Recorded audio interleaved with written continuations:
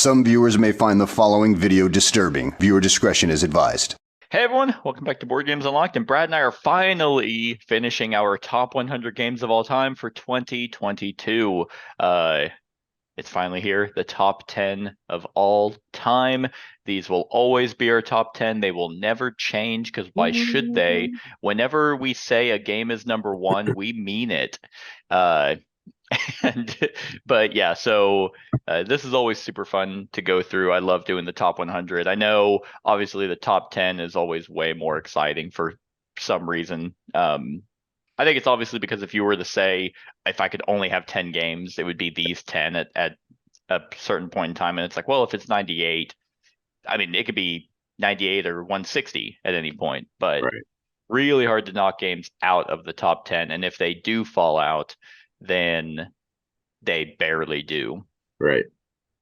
But speaking of which, for my for this segment, I have 1, 2, 3, 4. I have 5 that rose, 1 that's new, 2 fell, and 2 stayed the same. I have 2 that rose, 3 fell, 2 new ones, and 3 that stayed the same. Okay. So it's kind of a I was hoping you were gonna be like 5 new ones. No. You said you have 2 new? 2 new. Yep. Cool. Okay, well, let's go ahead and get started, shall we? My number 10 favorite game of all time rose. Last year it was 27, and so it rose 17 spots, and in 2020 it was number 12. And let me just double check. I don't think this game has ever actually hit the top 10. No, it has always been so close, which is really funny. Like, I was just looking at the past 1, 2, 3, 4, 5 years of data. Sorry, 4 years, because it was new in 2018. And it was like 14, 12, 12. Like, so it's just always been relatively close, except in 2021.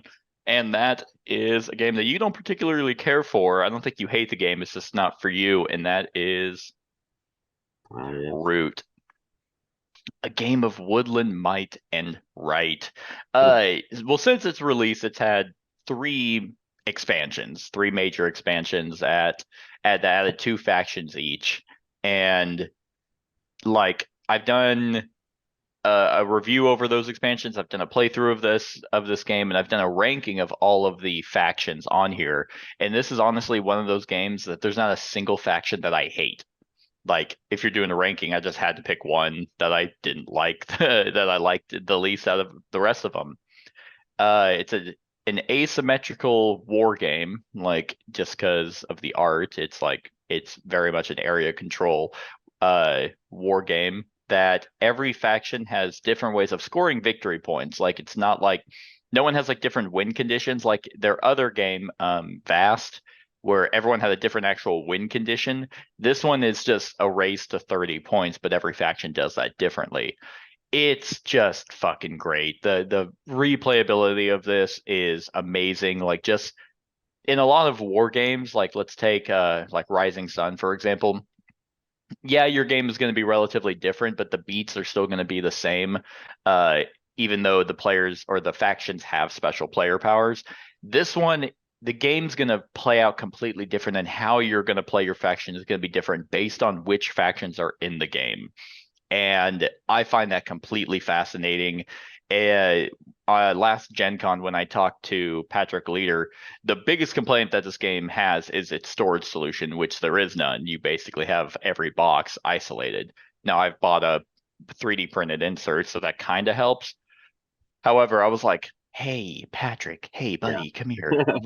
When are we going to get a big box, like, storage solution? And I'm like, well, let me ask this. Before you answer that, how many expansions are we getting? And if I'm not mistaken, it's been almost a year since, I think he said 1 more, or he might have said 2 more expansions. But I'm leaning more towards the 1 more before he obviously does a storage solution. So that's awesome. These factions are so great. They play radically different. And I think that the way that they've changed how you like decide which factions to play is really good. Every faction has like basically a number assigned to them that it's like, okay, you're playing with 4 people, you need a threshold of 46 like to make a balanced game. It's like, okay, well then we'll use the cats because they're a 15. We'll use this faction because they're a 10, so we're at 25, and then we'll pick this one, and that adds up to that number to make it balanced. That's just if you want that. You can really just pick whatever factions you want. It's so good that the latest expansion is fantastic with the Lord of the Hundreds and the Iron Keepers. I'm amazed at how they come up with these different ways for factions to come in. And I love the fact that it's like murderistic animals. That's pretty cool. Yeah, I have nothing to complain about this game. It just wasn't one that I would really ever own, I don't think. Just because, sure, I'd play yeah. it, set it down, I'd play it. Mm-hmm. It's a good game for sure. Yeah, but yeah. No, I get that. That is a good choice. Yeah, so that's my number 10, Root. All right, my number 10 was new on my list last year at 23. Okay. This is a game that you and I played, but this game is strongly at best at 1 player. I like Civ building games. I like deck builders, so it kind of matches all that stuff in together. And it was kind of a surprise the year it came out for how good it was. And that is Imperium Classics and Legends. Nice. Yeah. This one really, I knew it was, everybody talked it up about it being a good game and everything. So I went ahead when I bought both of them, but it ended up just outdoing my expectations even more. Because even most deck builders, I shouldn't say most, it takes a special deck builder to bring out theme into a game as well. This one grabs that and goes all in on it. You pick a civilization. There's 8 out right now. I think there's another 16 coming. 16. And that Horizons or whatever. Every time we bring that up, I always forget because it's. And so just the amount of gameplay is just going to be astounding in this. And every faction is very different for the most part. I guess Greeks and Romans 14. 14, okay. The Greeks and Romans are kind of close, but most of them are pretty out there, Mm-hmm. I like how they do the in their rule books, how they do a complexity rating on each civilization. So if you're teaching somebody, if you are going to play this multiplayer, you kind of know how to, give beginners and stuff like that. It's not bad at 2 players. We were fine when we played it. Yeah. But it was a long game, and you and I have both ran through these solo, and it's great. So I would never play with other people. No, I know. Again, like you said, it's not bad. It's just you don't really do anything. Your interaction is very, very minimal. And Right. there's very specific factions that are a little bit more aggressive, and it's more of the fact of giving everyone unrest. And Yes. it's like, okay. And honestly, the way the solo variant plays is, it's David Turczi, right? Yep. I think it's his best. Besides maybe Anachrony, which I think was also him. Like it's super impressive how he's managed to make a deck builder actually work. Yeah, and just for it being a fairly basic, it's on the medium end of a deck builder, maybe even the higher end, just because there's a lot of moving parts with it. But still, it's such a good game. I like the art. I know that's divisive, but I actually like the art in this one because there's barely any people in it. It's all landscape, and I'm like, oh, cool. Yeah, but cover art, man, that's even cool too. I like all that stuff as well. Other than that weird dude on the left, that Roman dude or the Greek dude, Roman dude, whatever on the left. On the left. Oh, yeah, the far left. He's the most normal looking one.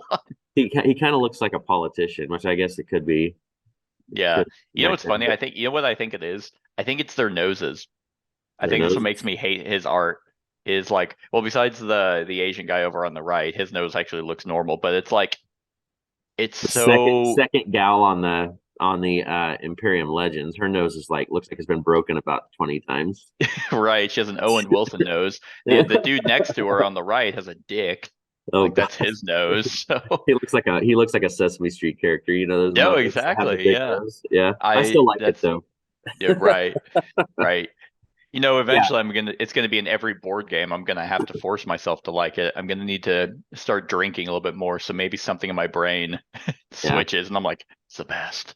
Yeah. So anyway, this one is a top-notch game, and this is going Yeah. to be a theme on my top 10. Is there's going to be solo is going to be a strong Mm, part because that's yeah. like how I enjoy playing. So I do kind of um, think that is how it goes. Eventually everyone's top 10 is kind of molded into a genre. right, right, right. So yeah, which I already know probably what your genre is of your top 10 You don't know anything games, but about me. It's solo games as well. It's solo. It's heavy war games. Like not like TI. It's like those old school. yeah, Like, you're gonna do some Axis and Allies in this bitch. yeah, yeah. That's who I am now. It's War Room and uh Pacific Gulf, whatever 1812 or whatever those weird Gosh. like. Yeah, that's it. That's who I am. Yeah. I love So war. so anyway, this was my number 10. It's um I can't say if it's my top deck builder or not, but this is definitely one Mm, that probably, especially with the new content when it comes out, it's yeah. looking at being a solid top 10 for quite a while, I think. Yeah, 14 factions makes it 20 22. 22 Yep. total factions. That's awesome. All right, my number 9. This is one that fell, but it barely fell. It was number 7 last year, so it fell 2 spots, and in 2020 it was number 10. And this game I actually I played a couple of weeks ago, and it was kind of a pain because there's no great storage solution. I have since made a better way. I've bagged everything and labeled it because it was a lot of going back and forth. But this is my favorite dueling wizards game. I love that theme. I love magic. Just casting a vast array of spells at each other. It's just always fascinating to me. Um, and unlike Wiz War, where it's just get 2 points, this is the way heavier Euro game with a shit ton of content. And there's even more content coming out that I'm very excited for. And that is Black Rose Wars. Still haven't played this. I'm waiting on my Kickstarter stuff, and I'm going to try to. Did you end up backing it on Kickstarter? Yeah, I did the second Okay. Kickstarter and went all in on the second. Okay. So, Yeah, second. I must have I need to start paying a little bit more attention to Kickstarters because normally I just back them and I leave it alone and then don't ever read their updates when they add like different pledge levels. So luckily you can pre-order a lot of stuff.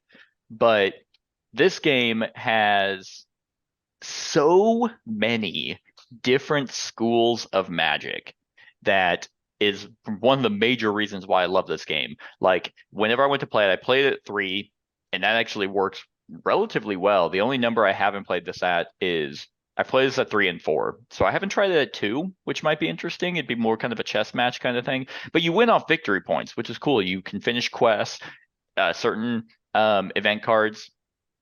Yeah, it's a table hog for sure as well.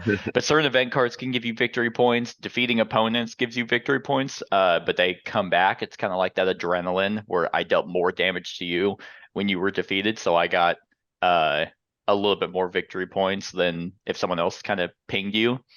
Uh, Destroying rooms gives you victory points, and I just think that that's an amazing way of winning. It's kind of like when we played Tsukiyumi. It was like it wasn't elimination. It was based off victory points. I really like that in kind of a war game or in a battle game anyway. But when I was setting it up, it was kind of like with the not the new stuff, but the latest expansion, every magician is kind of like has a special school and you can just pick one. And then I went with Void, which was like Lovecraft, like magic. Right. My friend went Trickery, and then whenever the third guy came, I was like, okay, handed him like 20 different decks. I'm like, boom, okay, yeah, just pick one of these schools. I think he went with Divination. And then we randomize the other 3 because there's 6 schools of magic out. And you're left with so many just possibilities, and the programming nature of playing your spells is really intriguing. You have one spell you can do at any time, but the other 3 at the bottom of the player board has to be in a specific order. You have trap cards, so there's interaction there. You have defense cards, so there's interaction there. It's like if you just think magic and whatever kind of magic you envision, it is most likely in this game. And then with the expansion, the one that you were talking about, I was looking it up and I was just keeping a running list. I'm like, oh, okay, what kind of schools are coming with this? And I sent it to a friend of mine, and it is Nightmare, Agony, Alchemy, Technomancy, Shamanic, Hex, Madness, Druidic, Oracle, Chaos, and Heka. And then I think they have a Apocalypse expansion, which has like the 4 plagues. And I think those have their own schools of magic too, like plague and death and all that. But I'm not 100% on that one. It's fucking mind blowing. This game is so much fun. Like, this was the game that they were talking about because we had played a bunch of others that day too, and this was the one that they enjoyed the most. I hope I like it for as much money as I spent on that Kickstarter, not having played the original. Yeah. This would be. I have not tried the solo. I know there is one. I probably should set it up and give it a shot. So I can't attest to that at all, but I would say that this is one that you just it's kind of like your every once in a while game. Right. Because I think the Inferno box is the solo part. It was like a little expansion for the first Kickstarter. Because I haven't bought the Inferno box yet. Gotcha. You can buy it at retail, and stuff. But they have they have a solo, they have a campaign where certain components are brought into that. It's just awesome. Like, those decks are like 30, 40 cards deep for Magic, and you're only drawing a select few each time. And it's just so good. Like, it's been in my top 10 for at least the past 3 years. Since it came in at 2019, it's been in my top 10. Like, that's pretty solid. Yeah. So that's my number 9, Black Rose Wars. All right. Well, my number 9 was also 7 last year and fell 2 spots, just like this one. You. And this has been a game that's been in my top 10 for as long as I can remember. It was my former number 1 a handful of years ago. And this is a game that I showed you. Okay. This is not the same game I thought it was. And so I actually showed you this game, and I know there was one mechanic that you didn't care for a whole lot, but then you come around because I think you own everything for it now. And that is the Days of Wonder classic 5 Tribes. Oh, yeah. The Jins. Yeah. So this one is a beautiful game on the table, and it has that whole Mancala mechanic as you play through it. And there's just all kinds of cool stuff because all the different colors of meeples in this game have an ability. So you are going to pick up a set of meeples on a tile, and then you have to drop one off each certain tile that you move to, and then the last one has to drop on a spot that there's another one of that color, and then you pick them up, and then you can use those for an automatic. Like, if it's the red, you can kill a meeple from another spot to try to clear it out, or blue lets you buy blue gives you coins for however many places blue tiles there are, adjacent to it and stuff, and green lets you gets you cards, I believe, first the set collection, and yellow gives you money. Can't remember all the purple is an expansion, and it lets you go through these treasure like special artifacts. Artifacts and stuff. But you're trying to clear a tile, because if you clear a tile when you do that, then you can put a camel of your color down. That means you control that, and then the number of points there are victory points at the end. And then each tile also has these little abilities that you can fire off.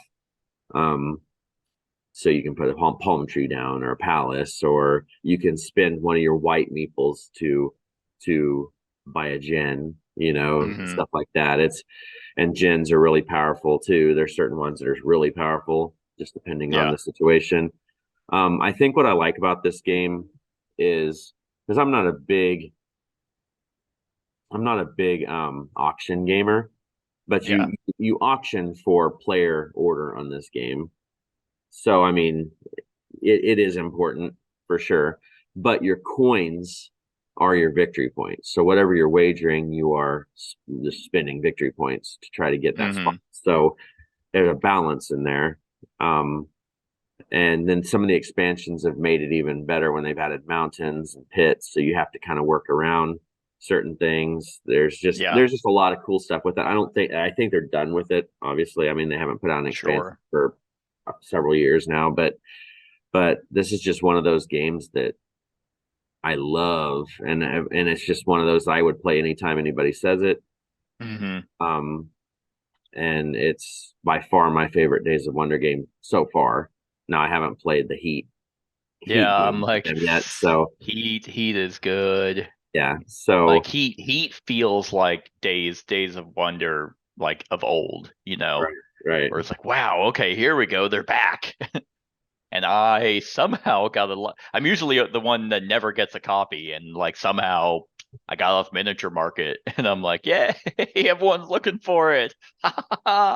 Yeah, I know. They're I selling you, it. you lucked out, man. I As that's did. And what's funny, here's the funny part, is I bought it only like I didn't even like it when I played it at Gen Con. Like I thought it was right. fine. And I bought that game because Z had talked it up so much on his review. I'm like, oh, that's a lot of content. Okay, sure, I'll give it another shot. Yeah, now I'm like, it's amazing. Yeah, But no, this game I have everything for the Sultans of Whim or whatever. yeah, something like Uh, that. I can't remember the name. I never remember the names of the expansions. I Yeah, just it's the God damn it, no, something of Nakala, Five Tribes, Whims of the Sultan, and Thieves of Nakala. the There's also thieves added the Artisans of purple. Nakala. The Yeah, thieves added the purple, I believe. yeah. Or maybe it So, was the and I think artisans.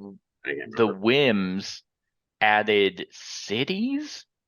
I think it added like Yeah, special tiles. the last one lets you the last one actually lets you where you could take a tile from another person. Okay, Oh, there were these Sultan cards, and I don't really remember what they do because I haven't played. I have never won this game.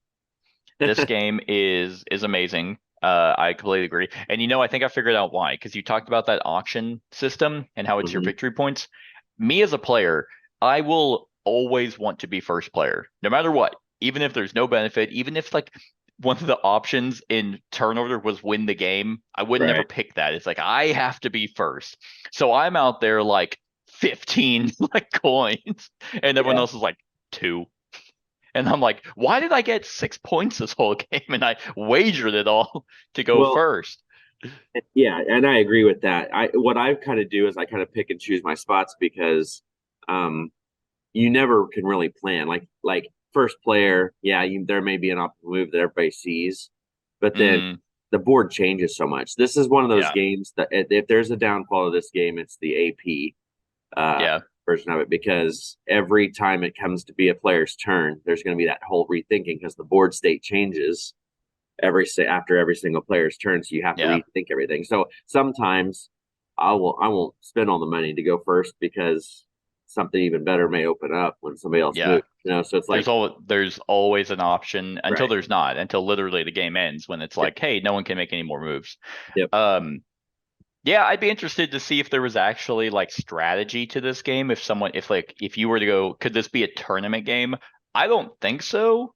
Like, I don't think this game allows for that, but I could be completely wrong. And there's probably people who look at the board and they're like, I know how everything is gonna fall. It's like, what? But what if I did this? Yeah, I knew you were gonna do that. It's like, okay, fucker, go outside. It's like, geez, I don't want to play anymore. You just sweep the table. All But yeah, this one's great. right, that's my number 9. Sweet. My number 8, this one actually surprised me, but it doesn't at the same time. I don't believe it has ever been in my top 10. And this game alone, whenever I did the Pub Meeple thing, is one of the reasons why I actually redid it. But then as I kept thinking more and more on it, I'm like, well, I really have no complaints. It's an excellent game. It's beautiful, and every expansion for it is great. So, I mean, what's to hate? It was 40 last year, so it rose 32 spots, and in 2020 it was 32. So if it rose 32 spots in 2020, it'd be number 0. Yeah, that's how math works. This is a game that you had talked about, and I now have this massive box for it that is sitting on my fireplace as a centerpiece, and that is Everdell. Yes. The complete collection specifically, because I'm better than everyone. Uh, yeah, one, thank you, Starling Games, for not almost making a good collector's box. You actually made a wonderful, I mean, it's huge, it's insane. Some might say overly huge or overproduced, but I am not one of those people. I love the fact that every single thing Right. has its own spot. Right. Uh, and yeah, if you're not familiar with Everdell, I mean, the art is gorgeous. It's those anthropomorphic animals, like they're with their civilization and the world. And like, I think I showed it when you talked about it, but like, I got this book, which Yeah. is like, it's massive lore book, with its art and stuff over ever, like characters in the world and events that happened. It's a fully fleshed out game or lore. Like I wouldn't be surprised if Starling Games came out with a RPG, like a tabletop RPG set in this, because they just have that much world building to it. But the gameplay is a tableau building game. You are creating your own kind of city that allows you to just gather as many victory points as you can, completing public objectives and sending workers to various locations to get resources to then play cards. The great thing about that is this game is based off of like just its mechanisms, and the way the game flows is like an engine in and of itself, because at any given point you can just pass and go on to the next season. But if you are efficient with your resources and your worker placement, you stretch out seasons as long as you possibly can. And the game allows for that, because certain cards that you play let you play other cards for free. And then it's like, so if you build that one, if you spend a lot of resources on that one, it's like, okay, I got it. But that's going to allow me to take this card so I can I can play that one for free, which then gets me more resources. And I haven't sent my workers out yet. And so you just get into this really cool engine just by playing cards, not let alone the cards that you have for special effects. This is showing the base game, but what they did that's really cool is all the expansions attached to the board, so it just becomes this like really cool fleshed out world. The left side's Pearlbrook, down is Spirecrest. I think Belfair is the only one that doesn't really attach. It's kind of its own isolated thing.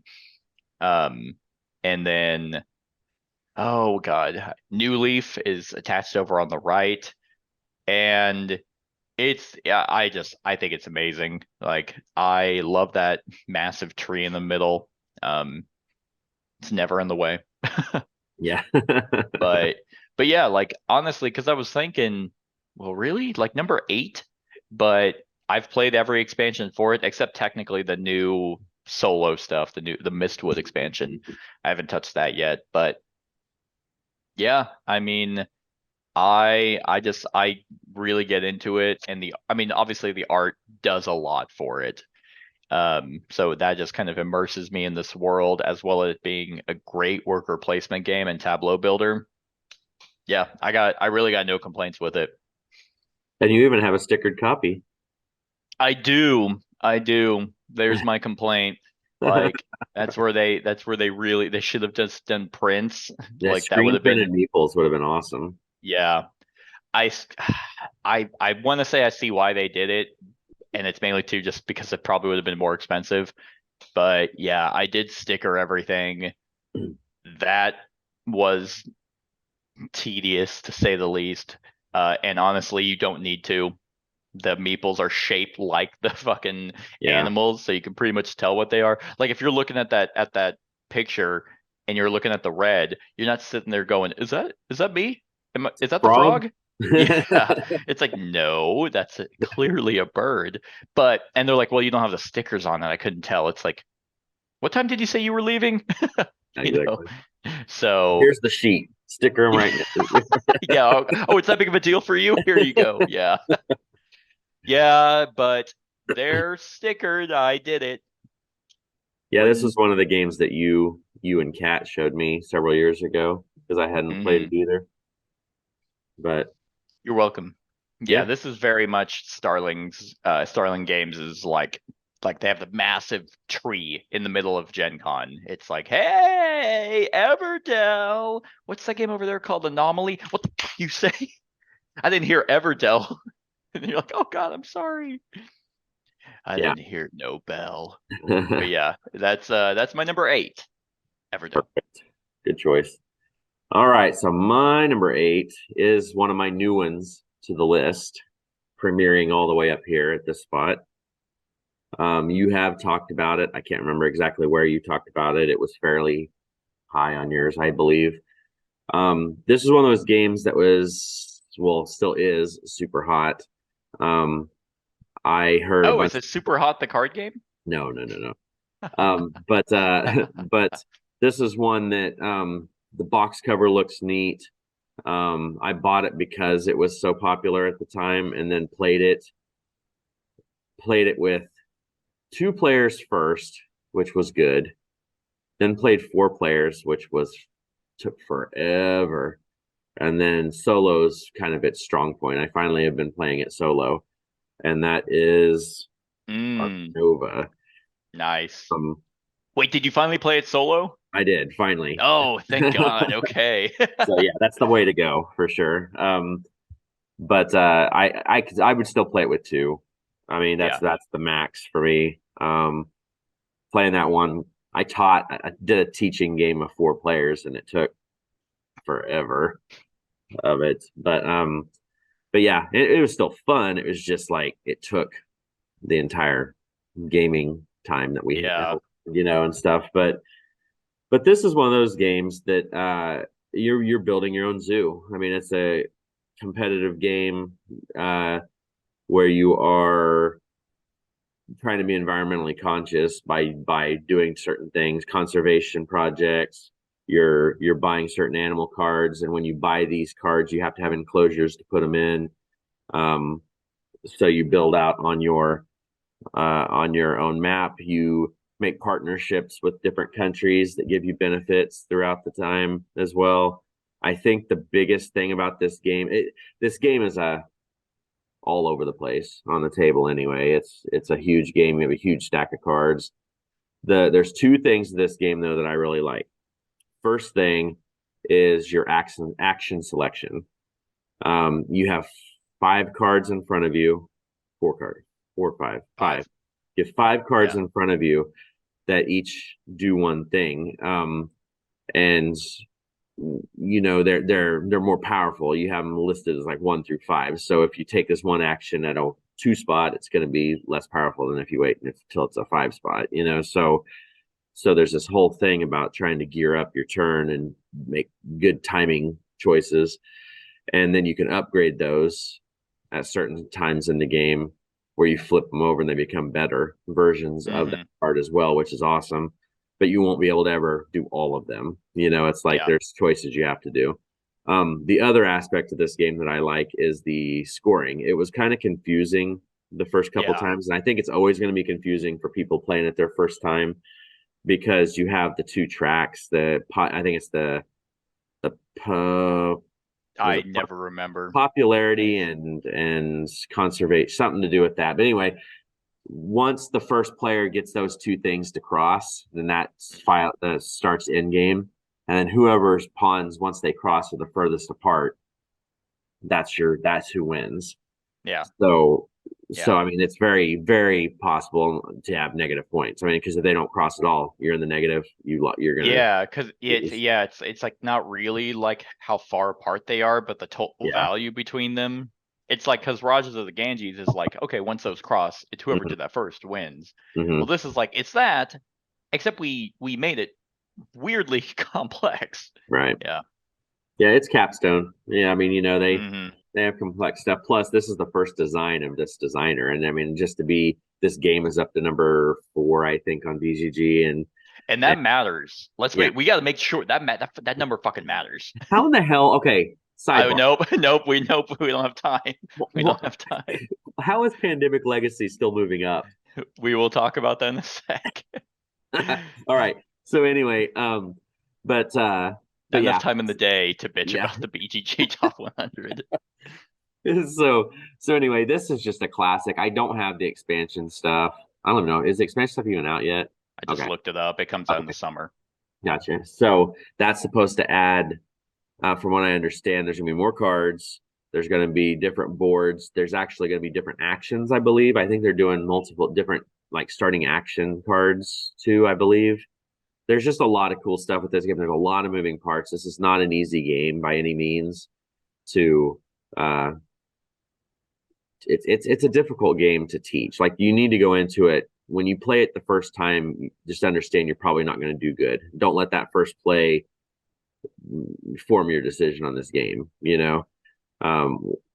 That one, because then when you sit down that second, third, fourth time to play it and you understand the mechanic, what's going on, then it becomes just so much more better. So when you jump into the solo of this, it just becomes that much better. Like this is just one of those things when you're doing solo, the mode for that is so smooth that you'll play it that way and find out that is the best way of this game. I mean, we've talked about that before. I was amazed because at this point, I don't even know. I can't say I'm not a solo gamer anymore because I play a lot of solo games now, especially with my job where I work overnights for 5 days. I'm off for 5 days and everyone's, asleep. I'm like, okay, well, I'll play all these games solo. Yeah, but I was surprised at the time when I played Ark Nova solo more times than you had. And I'm just like, what the fuck is wrong with this guy? Yeah, I know. It's just one of those, it was a bear. It's a bear to get to the table. And I didn't know how it was going to do, but yeah, so we can thank the whole COVID pandemic thing for these solo games because the solo games have gotten really good over the last 4 or 5 years. Well, the community has also now, which I'm not a part of, but like every time there's like a Kickstarter, if like someone no solo mode pass for me, it's kind of like companies had to turn around and be like, well, if we want to make money, we need to adhere to these lonely weirdos. Yeah, and you can thank old David Turksey, man. He's raking it in with the solo modes. I mean, that's his jam. Oh god. Yeah. Oh, how much money for me to make your game successful? All right. I'll do it. But yeah, Ark Nova is great. And my favorite solo modes are the ones that you play the game like normal. And this one, you basically play the game and there's a timer. That's really all there is. Yeah, and I actually love there's no art. I love the photography in this game. Right. Because it's real animals. I think that's awesome. The one thing I think they could have done, which it would have been a lot, but other games have done it. It would have been nice to have like a little fact about the animal on it, like Wingspan does for like their 70,000 birds. It would have been nice to be like, oh, this is the African lion. There's only 7 left in existence. It's like, oh, great, I'm depressed. Right.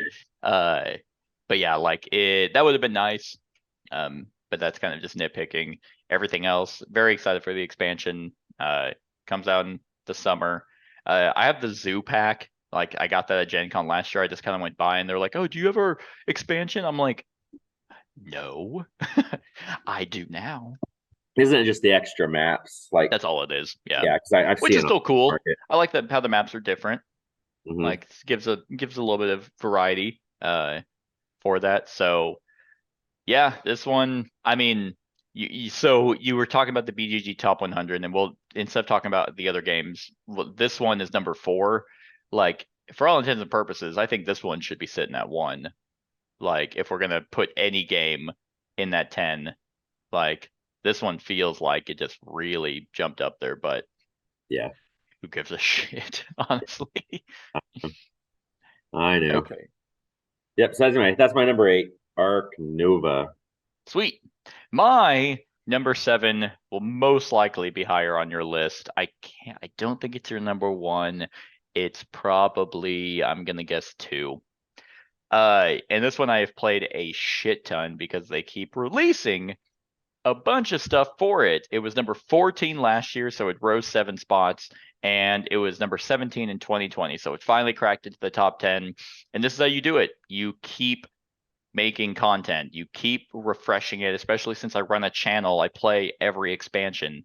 Well, that's not true. The campaign ones, I haven't done all of them, but I have their pristine sleeves for it because I'm a sick. I just apparently don't value money. Yeah, I just played this game also the same time I played Black Rose Wars, and this is just a fantastic game, and that is Yes. Marvel Champions. Fantasy Flight's newest hotness. They just keep pumping stuff out with Rogue and Gambit being the 2 newest heroes at this time, but probably by the time this goes up, they're gonna have 4 more, at least announced.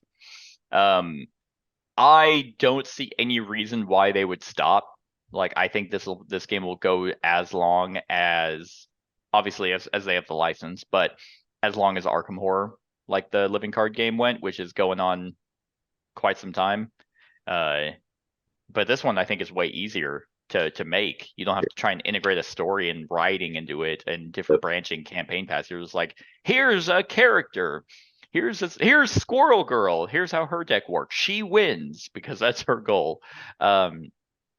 Every character, like their precons, I think are great. Like, I still have not deck built with this game or deck constructed because, I mean, obviously there are some that you could just be like, okay, this character is geared more towards defeating minions. Let me try and thin some of that out so we can do a little bit more with like minions and one enemy. But the game allows for that freedom. And but if you don't want to deal with that, you don't. You just play the precons, and that's what I do, and that's how I review them. Is just, okay, here's their deck, and I'm just gonna set all the extra cards aside. Yeah, all these characters for it is insane. All these villains for it are insane. The campaign kind of 5-game little thing is also because it's like, hey, here's 5 villains now. You get 2 new heroes and 5 more villains that all can be played isolated. I wouldn't really call this game like thematic. Like, it's like, I don't really get into like, oh man, like I'm beating up on Red Skull. Like, I don't get into it like that. I think people can. Like, if you're a huge Marvel fan, which I used to be, but now I'm really just over it, at least for the MCU stuff. It's I think you can get into it a lot. The artwork is phenomenal, but yeah, this is just one of those cooperative card games that just hits that special like math part of my brain. I think what you do get more theme in a game like this than you did like Marvel Legendary, just because that was so random and all that stuff. Yeah. So that's where this one sings. This guy, this picture does what I do. I don't use any of the counters hardly at all on when I play it. I have these fusion dice that I use for their hit points and stuff, so I don't have to deal with counters all the time. I just spin the dice and do stuff. That's a good idea. They're these really neat, like orange and white with red dot fusion dice that I just use for my hit point counters on all the bad guys. That's I never even thought of that. Yeah, like just get a couple time. Just find a couple of like yellow D20s, and that's your threat. And then you just put that on the main scheme, and then you just take it up. That's fucking smart. Yeah, I use dice instead of that. Yeah, it makes it a lot easier when we continue our play. Gotta try that. That's a good idea. Yeah, I probably will start buying some of those dice because those things, because it also gunks up the artwork and the text. Like, if you want to at least look at the art, then at least one die next to it would allow for that.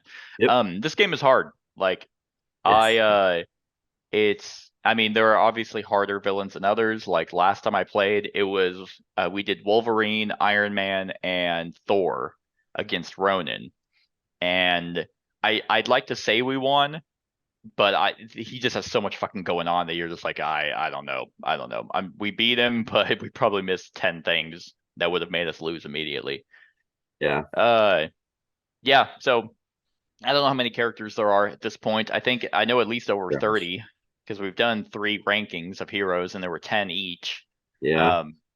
So Probably the same. I think we need to do another villain one, villain ranking by this point. But yeah, I mean they haven't announced another uh big box yet. Yeah. They've just been doing the X-Men stuff. Well, people are So starting to freak out online. You know how people online get, and they're already freaking out. Like, oh, they calling it quits? Are they calling it quits? There hasn't been any announcements or anything. It's like, well, they're probably just fixing stuff up. yeah. You know, once you start getting so much crap out, the play testing gets that much more longer because you have to take all the Yeah, other stuff into account. right. You also don't want to start releasing heroes just for the sake of releasing heroes. It's like, Right. oh, hey, here's this character that plays exactly like this other one. Because somehow every character does feel and play differently. And you got to keep that up. Otherwise, you're just doing Marvel Legendary, where it's like, really a Black Widow expansion? Like, Right. okay, yeah, you have 9 different versions of Black Widow. That's what you got. We'll throw Yeah. them with the other stuff. So, I mean, I hope they're not done, but I think Fantasy Flight is pretty good about announcing when they're finished, like or when a game is dead, and I think they'd be dumb to stop. Yeah. I mean, they keep doing Arkham. You'd think they would, Yeah. I did see that they're in other countries, they announced they're starting to do big box releases for this. Kind of like Oh, what Arkham okay. does, where it has like 5 or 6 heroes in one box, Gotcha. and stuff like that. There was something in Brazil. Somebody shared a thing, so it Okay. has like 6 heroes in one box, so you can buy them all at one time instead of the That's cool. Then the clamshells. But single packs. That's smart. I mean, when they yeah, started doing that for Arkham, I'm like, they're this game back uh and you start making money on it again. And right. people don't have to chase out different individual packs for scenario 8. Yep. But yeah, this one's fantastic. Now I've played it. I have now since played it at 3. It wasn't as bad, like, but I still think 2 is going to be my max. But 3, it didn't feel as like come like wow, like okay, like it like we thought it would, because the threshold goes up and the villain's health goes up, so we thought it was going to be like really arduous to overcome. It didn't. It felt pretty good, but yeah, I wouldn't willingly play with more than 2. All right. Good choice. We might talk about this later. We'll see. Okay. We'll see. Interesting. Interesting. All right. My number 7 uh is it was 59 last year. So it jumped into my top 10. And the only reason is because I hadn't played it a ton when we made this list last year. Okay. And I have played it now quite a bit. It's a solo only game with huge amount of new content should be arriving within the next 2 weeks for both of us. Hopefully. No, you'll get yours and mine will be 8 months from now. I live in a bigger city. How the fuck am I getting my stuff last? Idea. But yeah, this is one of those games that was built upon a previous game using its stuff and then added on even more, which made it even more thematic and outstanding, and that is Final Girl. This one is just nuts about how good this is. Like, I still have my hostage negotiator stuff. Why? But I know, and that's why it is, because I love the theme of the hostage negotiator, but I'm sitting here, I'm like, will I ever really play it anymore? Maybe if Yeah. I'm in the mood for that theme, I guess. I don't know, but this She'll just be game watching is, the news of a hostage situation. You're like, yes, ooh. yeah, that sounds cool.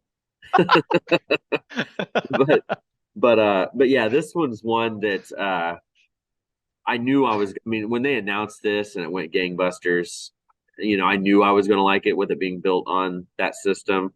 But then the second Kickstarter they did for all this other stuff actually broke the record for the most raised by a solo only game.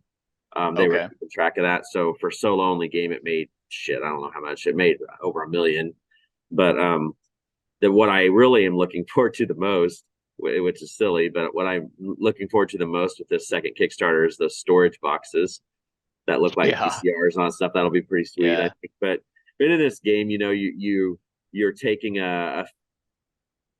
have your core box. You're going to take one of the feature film boxes, and you're going to combine that in there. So you can have all these different mix-ups of the final girl and the feature films, all this stuff. And it brings out the theme and all that stuff. Because I mean, ultimately, it made 440. Oh, you're talking about the second Kickstarter. Yeah, the second one made. Okay, I'm like the first one made 446,000. Where'd you get $1 million? Season 2. Okay, why is fucking Kickstarter search engine such it's trash? Weird. It's like Final Girl Season 2. We have never heard of that before in our lives. It's okay. There it is. Series 2. Oh, I'm so sorry. Yeah, you messed that up. Series 2. Yeah, I'm it's my fault. 2 million. 2 million, yeah. So it has the record for the biggest solo only game. And I think, I mean, there's a lot of minor differences between this and Hostage Negotiator, but I think the biggest and best thing they did with this is brought in the actual spatial awareness and locations. So in Hostage Negotiator, you're pretty much just choosing a card, rolling dice, blah blah blah. This one, you're doing all that, but then you actually have miniatures, and you're moving around a little board. And the way they do it with the magnetized boards being the game board, the boxes turning into the board, it's just nuts. Yeah. The theme is just dripping in this game. Yeah. And I don't know, man. This with me being a solo gamer, this is probably going to always be a top 10 game from this point on. There's so much with stuff, and they're Series 2 coming out, and they've Series 3 they're already talking about. So it's like, damn. It's like, Yeah, I mean, and in preparation for Series 2, I did a video on every single box. Like I played out every single box. The only one I hated was actually the Haunting of Creech Manor, the one that was based off the Poltergeist stuff. Frightening. No, the Frightening, I think is what it's called, Frighteners. Gotcha. It's like the haunted house with like the poltergeist coming at you. I think it's actually based on Poltergeist, but that one was very frustrating. But the rest of them with all the killers and stuff is so good. The Dr. Fright one is amazing. If you haven't tried that one, like that one is really good. Yeah. You have? Okay. Yeah, I played them all now. I really got into this game like this last 6 months, and I've been playing quite a bit. So love how the final girl has like I like when you rescue the hostages. When you rescue civilians, you get like a little bonus, and then they can like unlock their ultimate ability. Yeah, I think that's cool. Oh, and that's the only thing I was like. Go ahead. Go. You finish. No, sorry. No. It's yours. I was just gonna say that brings up the other thing that I was gonna those books, like the death books, the gruesome death ones. Yes, those are awesome. Those are so good because they know what they have here. They know they have those B movie slasher schlocky films, and they ham it up. Yeah. The one thing I was gonna say, what I hope to see, I don't think season 2 has it. Sorry, fuck, I'm so stupid. Series 2. I don't think they are adding in any new cards, and so like of your market that you can buy. I think the Hostage Negotiator at least had that, where it's kind of like you can alternate or like what was available for you. I'd like to see a little bit more of that. But at the same time, I know they add cards to that based off the scenario you're playing. So maybe that's why they didn't. Yeah. I don't know. It'll probably, if it's something like that, it'll probably come up in Series 3. Maybe. Something like that. They were trying to probably space it out, maybe. Yeah. Apparently I'd heard that Van Ryder wanted to get the rights to Camp Grizzly, and they couldn't. So that's actually why they made this game. There you go. Because a friend of mine got Camp Grizzly, and he was like, yeah, like apparently this goes for a lot of money, and and he's like, yeah, this is why Final Girl was made. Yeah, it's fantastic. This one's really good. Yep. So that's my number 7, Final Girl. Sweet. My number 6, sticking with the horror theme. This one actually fell out of my top 10 last year. It was number 20. So it rose 14 spots. In 2020, it was number 9. This one I haven't actually played in a little bit, but I'm going to play. I plan on bringing it with me to Gen Con because this one is just so atmospheric. The company is surprisingly did another Kickstarter on it, and it feels like they might have done that to help with costs because their prequel or their other game in this world is still yet to be delivered. But at least they're making an appearance. They're not doing what Inside the Box Games is doing and just basically sending out shit. Right. So my number 6 is boop, Deep Madness. Yeah. Deep Madness is, like it says down there, a sci-fi horror game. Very much so. Like, this one has so much inspiration all over the place for it. Like, especially with Dead Space getting that like masterful remaster, where it just looks amazing. This is like Dead Space mixed with underwater, mixed with Alien, mixed with Lovecraft, but not feeling like it's just a rip-off of all of those. It's just cool. This is a fully cooperative game where it is scenario based. Like, technically you can play a campaign. I think the missions like thematically link to one another, but it's as much as like Massive Darkness 2, where it's like, okay, yeah, like the little flavor text connects, but you just pick a scenario and go. In this one, it's kind of the same way. Feels very video game-ish when you're running in and collecting information, like you come across text logs, and that just gives you a little bit more of the story. I think the writing is really well done here. You have a character, you get items, and you trudge around trying to complete the scenario objectives. As these rooms eventually flip to their horrific side, and that's where these grotesque creatures come from, which are up at the top. There with like the I can't actually read those, but like I think one of those is like the blind thing. But anyway, so those tiles flip, and like a lot of the tiles can be underwater. That's one of the unique things of this game, is once you go into an area that has those water tokens, which are the circular teal things, you have an oxygen tank, which are actually over on the left, those dials, that if you basically do any action in water, you have to tick your oxygen down. And sometimes you have to do stuff in water. If monsters go in, then they're following you and you can't really escape. So then you're trying to have to fight them off as your oxygen is really going down. And for me, who has like a fear of like the deep and shit in water, that just really gets to me. Because it's like, ooh, it's like, Yeah. it just freaks me out. Like, imagine having to like go and like solder a fucking thing so you can turn a wheel to open the door, and this thing is just swimming around, and you're just having to fight it off in the dark. Yeah, doesn't feel. So this game is incredibly thematic. One of my favorite things about this game is actually the initiative order is so at the very top again with the monsters and your players. That little token is like, okay,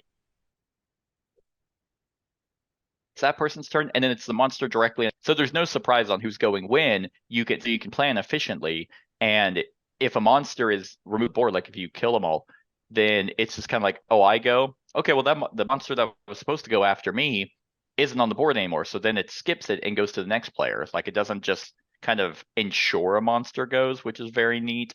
Yeah. I like that, but this is brutal. There's a lot of little rules that make it even more thematic of, if you're on the other side of a door as a monster is trying to get through, you can do actions and try and keep it shut, because they otherwise just straight up destroy them. I think the monsters are unique. It's just amazing. This game is, I mean, it's a lot. There's a lot to it, especially since I have everything for it, and I just got everything for their latest Kickstarter.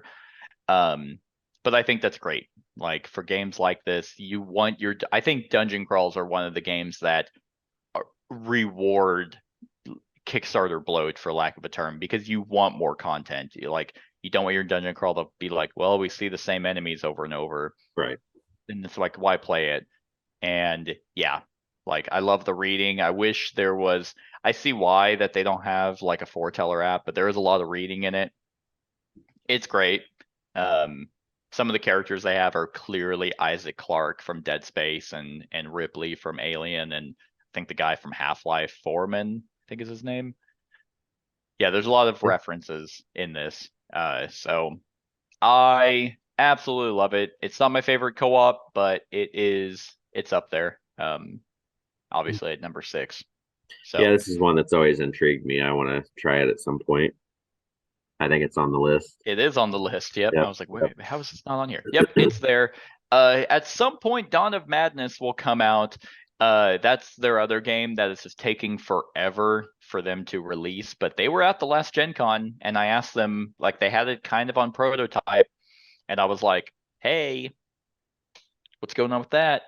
And he was like, we're here showing that it's still being made. I'm like, okay, well, There you go. that's all right. That's enough for me. I guess Goodbye. you'd rather them take their time and make a good game than rush it out and it'd be shit. Yeah, no, I completely agree, or not at all. Yeah. But yeah, and there's a lot more writing and stuff in that. Every character in Dawn of Madness has like their own book. It's kind of like Mhm. Artisans of Splendid Vale, but in this theme, and it's like it's a lot of text. So if they're a small team and they're the ones writing it all, I get Yeah. it. Yep. So my number 6, Deep All right. Madness. Good choice. I guess. I haven't played it. I think you'll like it. Yeah. Yeah, I'm if sure. you liked Reich Busters, like this Mhm. is just kind of like that, but with a horror theme. Awesome. All right. So my number 6 is a game. It was number 5 last year, so it just dropped one spot. And I don't believe you've talked about this yet, so I assume it's higher on this list. It's a game that you showed me. And Huh. I probably should kick you in the balls for showing me because I've spent so much money on this damn game trying to get caught up with all the content. Oh. And that is Arkham Horror, the card game. Nice. This one was one that I had owned the core set a couple of times and kept selling it off. Wasn't because I didn't really want to dive all in because I felt like I was behind. You know how you get Well, when you were. well, I know, but it's one of those things. Like if I'm a completionist, so Yeah. like if I get into a game like this, I want to have it all. And Mhm. at some point, I was like, no, I'm just never going to be able to buy it all. And then we played Yeah. it, and I was like, yep, I'm buying it all. So You're like, damn it. so And because that I was love before they started doing the big boxes, where it Yeah. would have made it easy on you. yeah, because I was running around grabbing packs from all different Yeah. places and everything. But yeah, this one is another one of those LCGs, you know, the cooperative LCGs that Fantasy Flight does well at and sticks with. This and Marvel Champions are their kind of big ones. Now I know Lord of the Rings has kind of come back with that second deal, but I just don't think that one has the steam anymore that these guys have. I But bought it and a couple expansions for it, and as I was opening and organizing, I was like, nah, it's Arkham not, I'm Horror not is just a playing better this. version.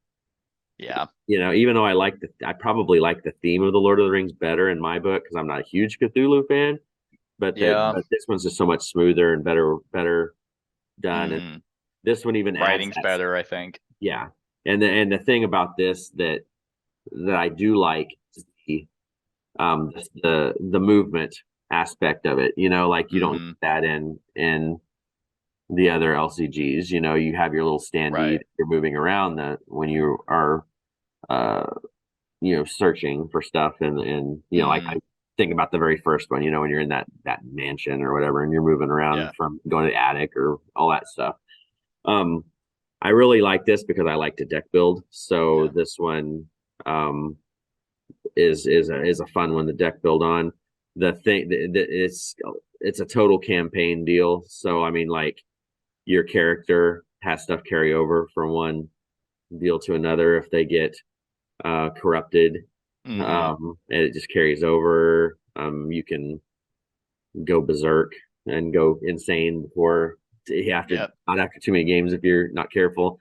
It also has the draw bag for your encounters, which I think is a pretty cool deal as well because Mhm. you can try to manipulate that a little bit, but then you're going to pull you know token out, see what happens. And then there's always that one chance that you could just the total success, or then Yeah. there's the total fail, of course. Yeah.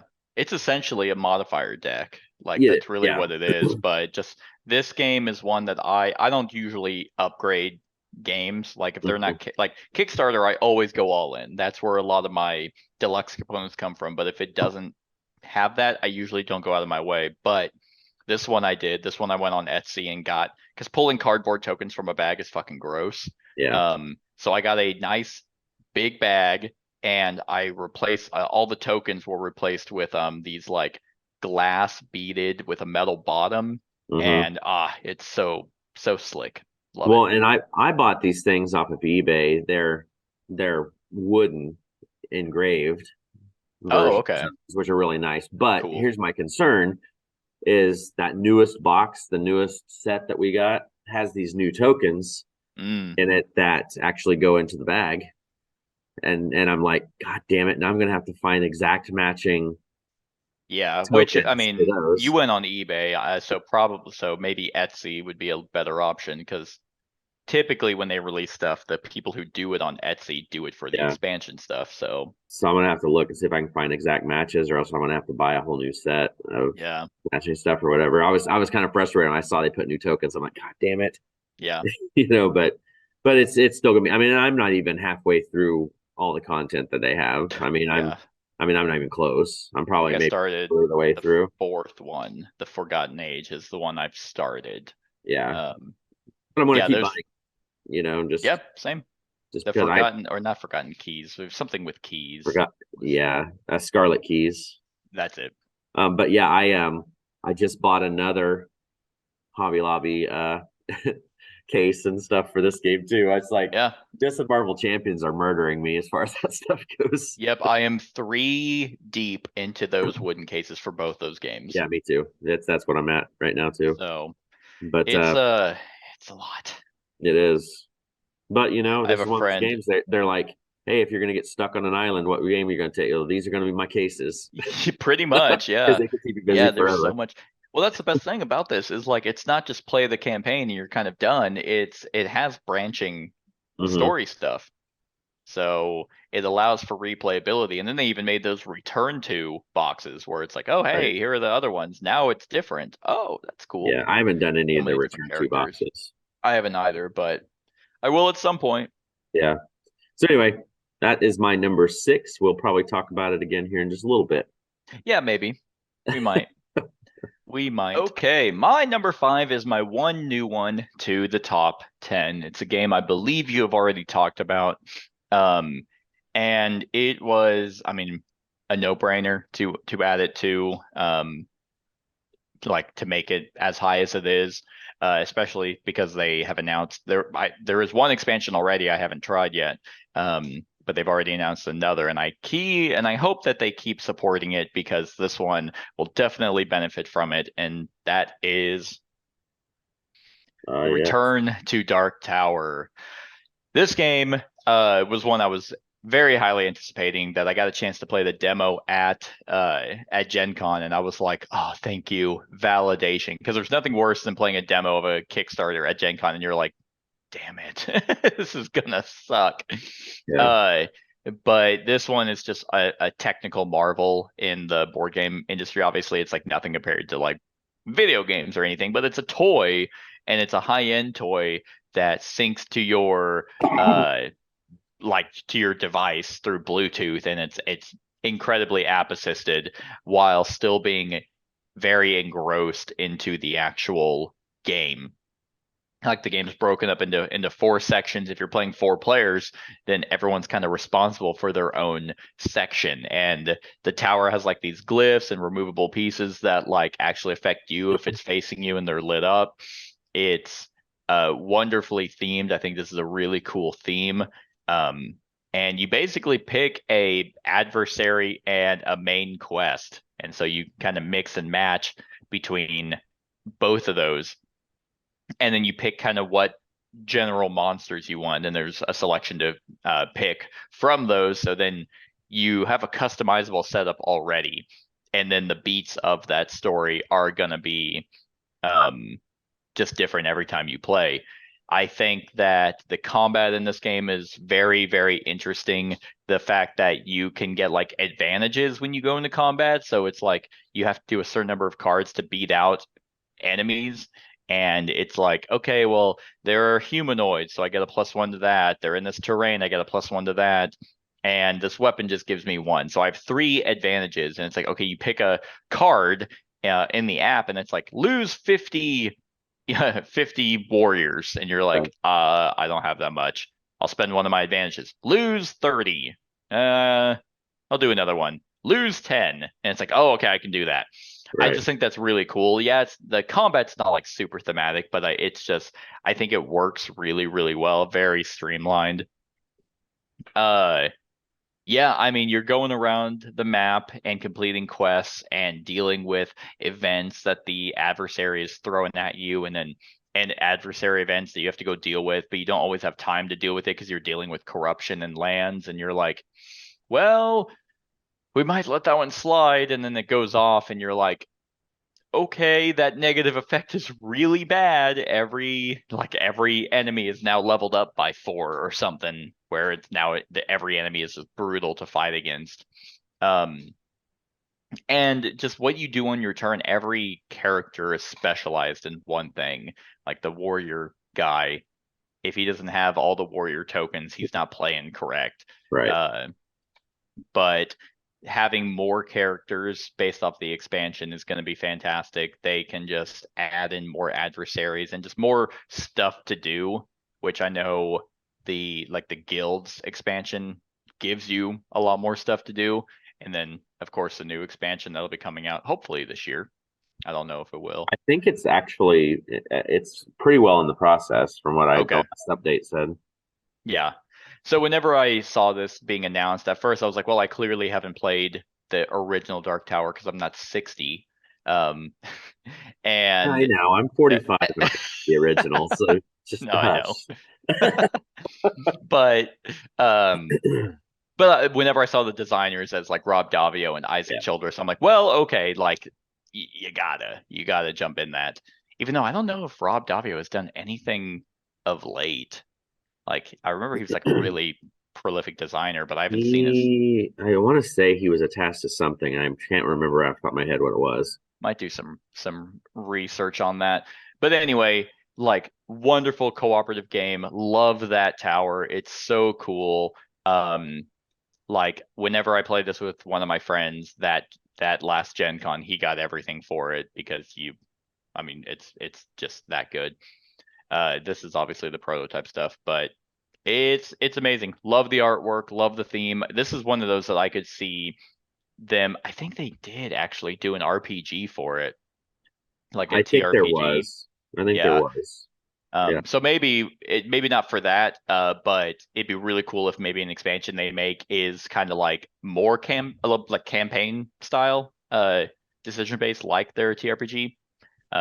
Who knows what their plans are, but they probably got to keep supporting it, you know? Yeah. It's always the worry with like your favorite games. You're like, man, I really hope I would love more. I always want more. So we shall see, but I still got to play that expansion, and I haven't even tried the difficulty where you're just like the grueling mode or something. I haven't either. I probably should, because this game is kind of on the easy side. I think there can be stuff where you can just lose through certain, like if you made kind of bad decisions in the past, one card flip can cause you the game. But ultimately, I'd say it's a little more on the easier side, and I love my co-ops brutal. And so maybe I just need to play on that, and that's probably going to be like way brutal, and I'll be like, dang it. All right, back to easy mode because I got humbled. But we shall see. So that's my number 5. Good choice. All right, my number 5. Been a game that's been on my list the last few years. It was number 3 last year, fell down to 5 this year. There's never been a game off the top of my head that I've had such a radical change of thought on. There was a time that this game was on my most disappointing or worst games list. And then the designer decided, hey, we're going to put out this smaller version of it. We're actually going to run a tutorial on how to use the game, which saved it. And I'm sure it did with a lot of people. It got more people into the game. And that's going to be Gloomhaven. I mean, it's a shame this game fucking sucks now. Like, it's number 3. Well, did you see how it fell? Like, wow. Yeah. Well, and this one could easily be surpassed. I haven't started Frosthaven yet. think I'm towards the very end of this game right now. So I'm getting close to finishing it. Yeah. And then I could see this one kind of starting to slide as Frosthaven comes up, because everything I've been hearing is Frosthaven's just this game and more. So I am currently playing Frosthaven. I'm playing a friend's copy because yeah, I just don't have time to record another campaign on my channel. So I was like, hey, I'll play with you guys. Yeah, they're correct. Like it's 100% this, but better. yeah. So this one may just be a complete flip flop, once I get into Frosthaven and stuff. But this one is just one of those damn games, like the hand management part drove me absolutely bonkers the first few times I played it. I hated this game, but that Jaws of the Lion, just having that simple first, 4 or 5 missions where it kind of built you up and kind of held your hand a little bit through it. Pretty much, yeah. Was just like, man, and then the light bulb just clicked, and then I was all Gloomhaven, like just playing I it see down. you caught the fever. Yeah. Yes. So this is just one of those games that is just a masterpiece. I mean, and then Frosthaven. Oh, I guess this was an early masterpiece, and then Frosthaven's probably the actual masterpiece of it. But yeah. I mean, how can you call this a masterpiece when it's not a generic Euro? Yes. I mean, come on. Right. Yeah, this one's fallen down on BGG too. It's number 3 now. Like it's basically dead in the water. Like Pandemic Legacy past it. It's like, yeah. I don't know. It's because we're talking about this and it's clearly related to. I'm actually playing Brass Birmingham tonight and recording it. I played it before. But at the end of the day, all that did was one, show that even the board game industry isn't immune to the stupidity of people. But 2, it just shows the how invalid the BGG Top 100 is. Like people kind of already knew because there's like 7 games on there that are the same game. Agricola 2nd edition, Agricola 1st edition. Yeah. But I'm waiting to see when Frosthaven gets up into the top 5. There's no way it will. It can't. It's one that's too far away from. Except if it wasn't already in the top 100, I don't think it's really hard to kind of rush up. But the fact that Gloomhaven fell 2 spots just because the Brass community ranked it 1, and that's what matters, it's just trash. Like, not this game, obviously. This game, I love it, but that ranking system is so barbaric almost. Yeah. But yeah, no, this game, I have beat this game finally. 5 years. It took me 5 years to beat my solo edition, and I'm like, you know how much has happened in 5 years for me, especially for me. I'm like, I actually was starting to get depressed because I'm like, okay, well, like I had started like 2 or 3 jobs. I moved, I got married. That was a great one. My cat died. That was horrendous. So that's what I started to think about. I'm like, I'm gonna move on. I'm gonna stop relishing over what happened in 5 years since this game came out. Yeah, this one is just so good, and I'm gonna be stupid and back their fucking miniatures Kickstarter. I know they're adding more to that. I'm really, really hoping Isaac isn't dumb with this and just does the fucking books. I know. The terrain books for Gloomhaven and Frosthaven. That'd be so awesome. In that, if you just do a final overhaul of like Kickstarter or Gloomhaven accessories, that needs to be done.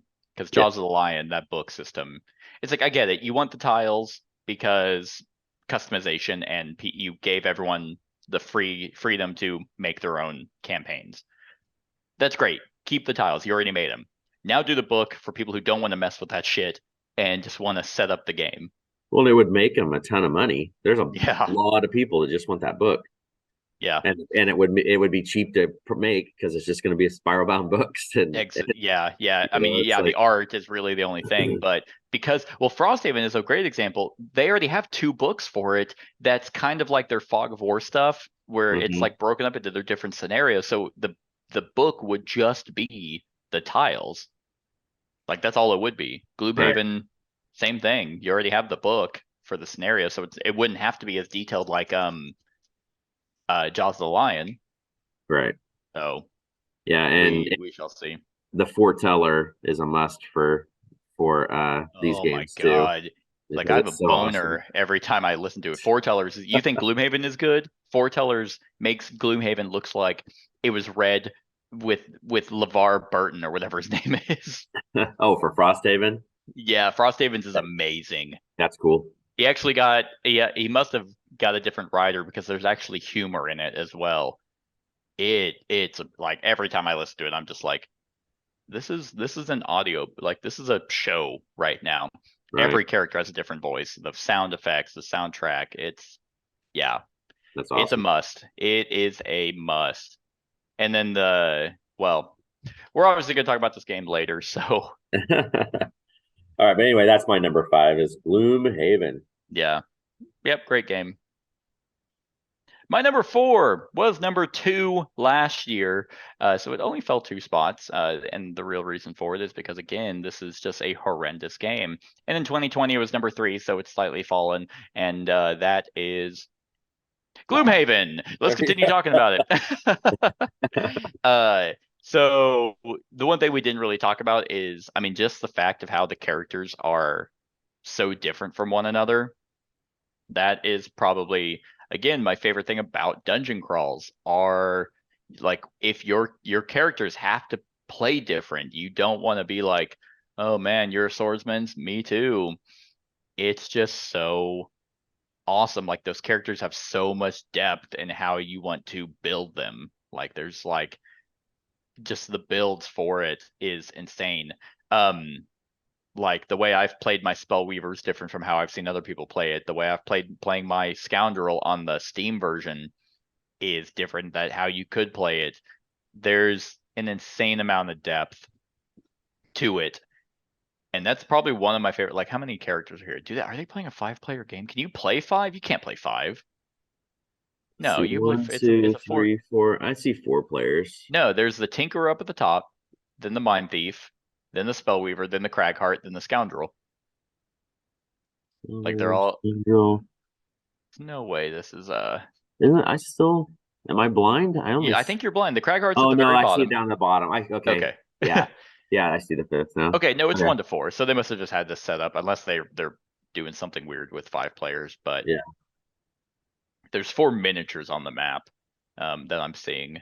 But yeah, There's like the even other just those. miniatures over on the side down there at the bottom on the player Oh card. yeah, you're right. Yeah. Yeah. So these 5 characters, they're only missing the Brute.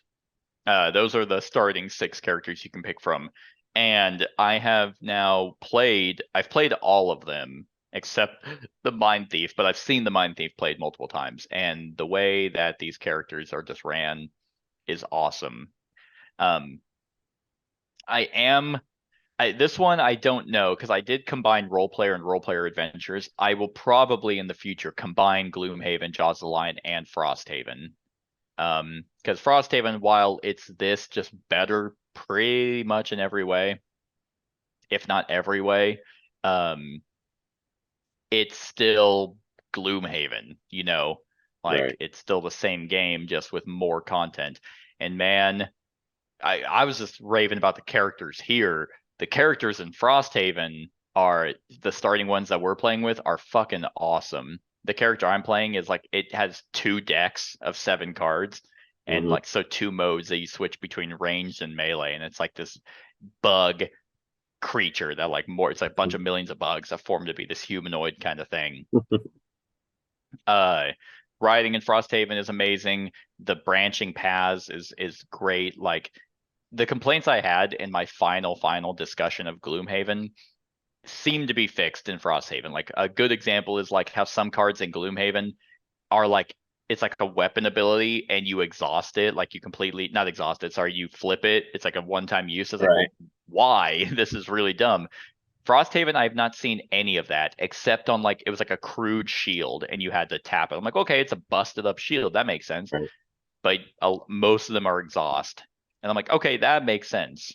Like, it's just, I love it. I think the writing is like, I wouldn't say the story of Gloomhaven is like a masterpiece or anything, but it's serviceable.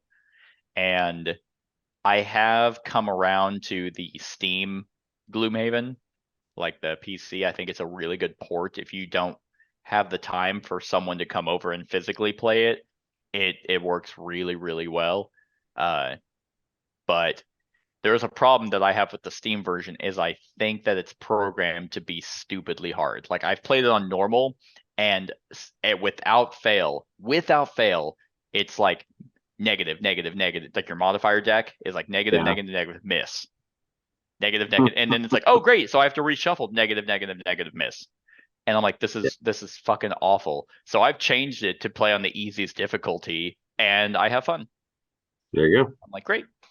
But my Scoundrel, that's where I've played it. My Scoundrel has only positives and a miss.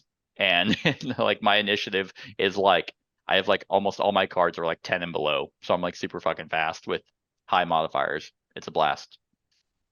Yep. I've never played the computer version. It's good. It's good if you play it on the easiest difficulty. Otherwise, it's awful.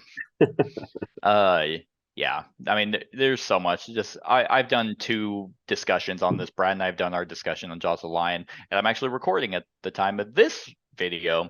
I'm recording my discussion for Frosthaven. So just go watch those if you want to know a little bit more. But yeah, you're welcome. You're welcome. How many in your top 10 have I shown you? All of them? Well, you didn't show me this. That's true. I did not show you, but I converted you. Man, I Yeah. wonder if I start a cult, how quickly I can get you to join. But yeah, that's my number 4, Gloomhaven. All right. So my number 3, well, my number 1, 2, and 3, I really struggled with what order because they almost are like my 1A, 1B, 1C. It could have been in any order. Yeah. 4 was right there with it. Like speaking 4, of which, real quick, Frosthaven is sitting at 405, and that's why I think it will not. Because Gloomhaven came out and rushed to number 1. Mm-hmm. Frosthaven coming out and being at 405. I think a lot of people are more pissed about Frosthaven because it took them so long to deliver. Well, and a lot of people don't have it yet, too. It hasn't hit that, so that could be. That's true. It could. I think it will rise, but it's not gonna compete. Especially with the BGG ranking the way it is, it's not like they're gonna be like, oh, everyone loves Frosthaven more and swap it. They just BGG is like hands off with that shit. Yeah. Anyway, sorry, just wanted to bring. No, you're good. Well, anyway, so before I talk about my number 4, I want to say, like my top 3 were almost all considered for my number 1. Like they're almost like. Then this one was right there. I mean, like this one almost was in that conversation. Gotcha. But it's not. So it's bad. Well, no. This one was number 4 last year as well, so it stayed the same. Okay. You have talked about it already. And this one I have everything for the most part. And it's just it's a great game. I'm waiting for the new Kickstarter GameFound project to come back. And that is Community Builders. Okay. This one was number 4, then number 9. So this is the high. It's kind of tied where the highest it's been right now still. This game is just bonkers as far as the content and everything that you can do to play with. The characters are all completely different. When it calls itself a dice builder RPG, I mean that's exactly what it is. You have your neoprene player mat with these cutout slots, and you're going to place dice in there. You're going to build up your character how you want them to go. Can you get back for a sec? Yep. That cover sucks. Yeah, I think this is the new cover. This is like the new box because they made it smaller. So Boomer in the back and Pickett, I think that's Pickett. No, yeah, the guy with the shield. Yeah. Those guys feel like they're okay, they kind of fit there. But why does Tantrum, I think that's Tantrum, why does he look like he's like photoshopped in? Like he just feels like he was like cut and pasted and moved in. I don't know. Anyway, I'm going to slam my axe upon the ground. That's how mad I am. Yes. Anyway, I was just looking at that and I'm like, this game is so great. This cover sucks. Yeah. So anything, just like any other chip free game, everything is poker chips, neoprene, and plastic. I mean, And this was kind of their big splash, like Mhm. Poplo came out before. That was their first one. It was kind of, you know, so, but then this was their big one that just really put them on the map. You when you go to like their conventions to back when 2019 when I went to Origins, it was all trees and huge Gloomhaven or not Gloomhaven, Too Many Bones characters standing around there and stuff and everything. But you are going to pick these characters and they all have their own sets of dice and everything. They have some of them are old, super complex. I mean, they're all have their learning curves. They each come with a double-sided sheet of Mhm. terms and everything that you have to do to learn them. And you're going through like a little campaign working towards the tyrant that you've chosen for this. You battle everything out on your battle mat there it's in the middle. Um, and it just brings in that tactics kind of stuff. The loot decks are really awesome because they're thematic like items that you pick up and different stuff. Mhm. And the other thing is, when you're rolling these dice, the whole Too Many Bones name is like because you can use those bones like bad die rolls aren't necessarily bad because you can build up those things and do something cool with Yeah. them. And some Um, characters are designed around that. right. And then like I haven't played the newest character Riffle that we got, but like he has his own damn 52 card player deck that you use, It's a and it's like, legitimate deck. yeah, and there's Like, something with it because I've seen somebody how Chip Theory does those like riddles and stuff, and there's like no, these but riddles inside games, and you'll get these special promos if you figure it out and email them. oh, They'll send okay. you stuff. Well, Riffle must have something in there because somebody got an envelope that had like 2 special Joker cards or something they Oh, got in the mail and interesting. stuff. So there's these little things that you try to figure out, but Yeah, anyway, I knew this he is had I knew he had his own deck, but I mhm, was thinking it was like a special like 10 card deck or something. right, But right. like when it's a legitimate like you poker deck with which Yep. looks awesome, like its design is great. But I'm like, are you kidding me? I know. You play poker with him? No, if you have royal flush, kill the boss. Yeah. What?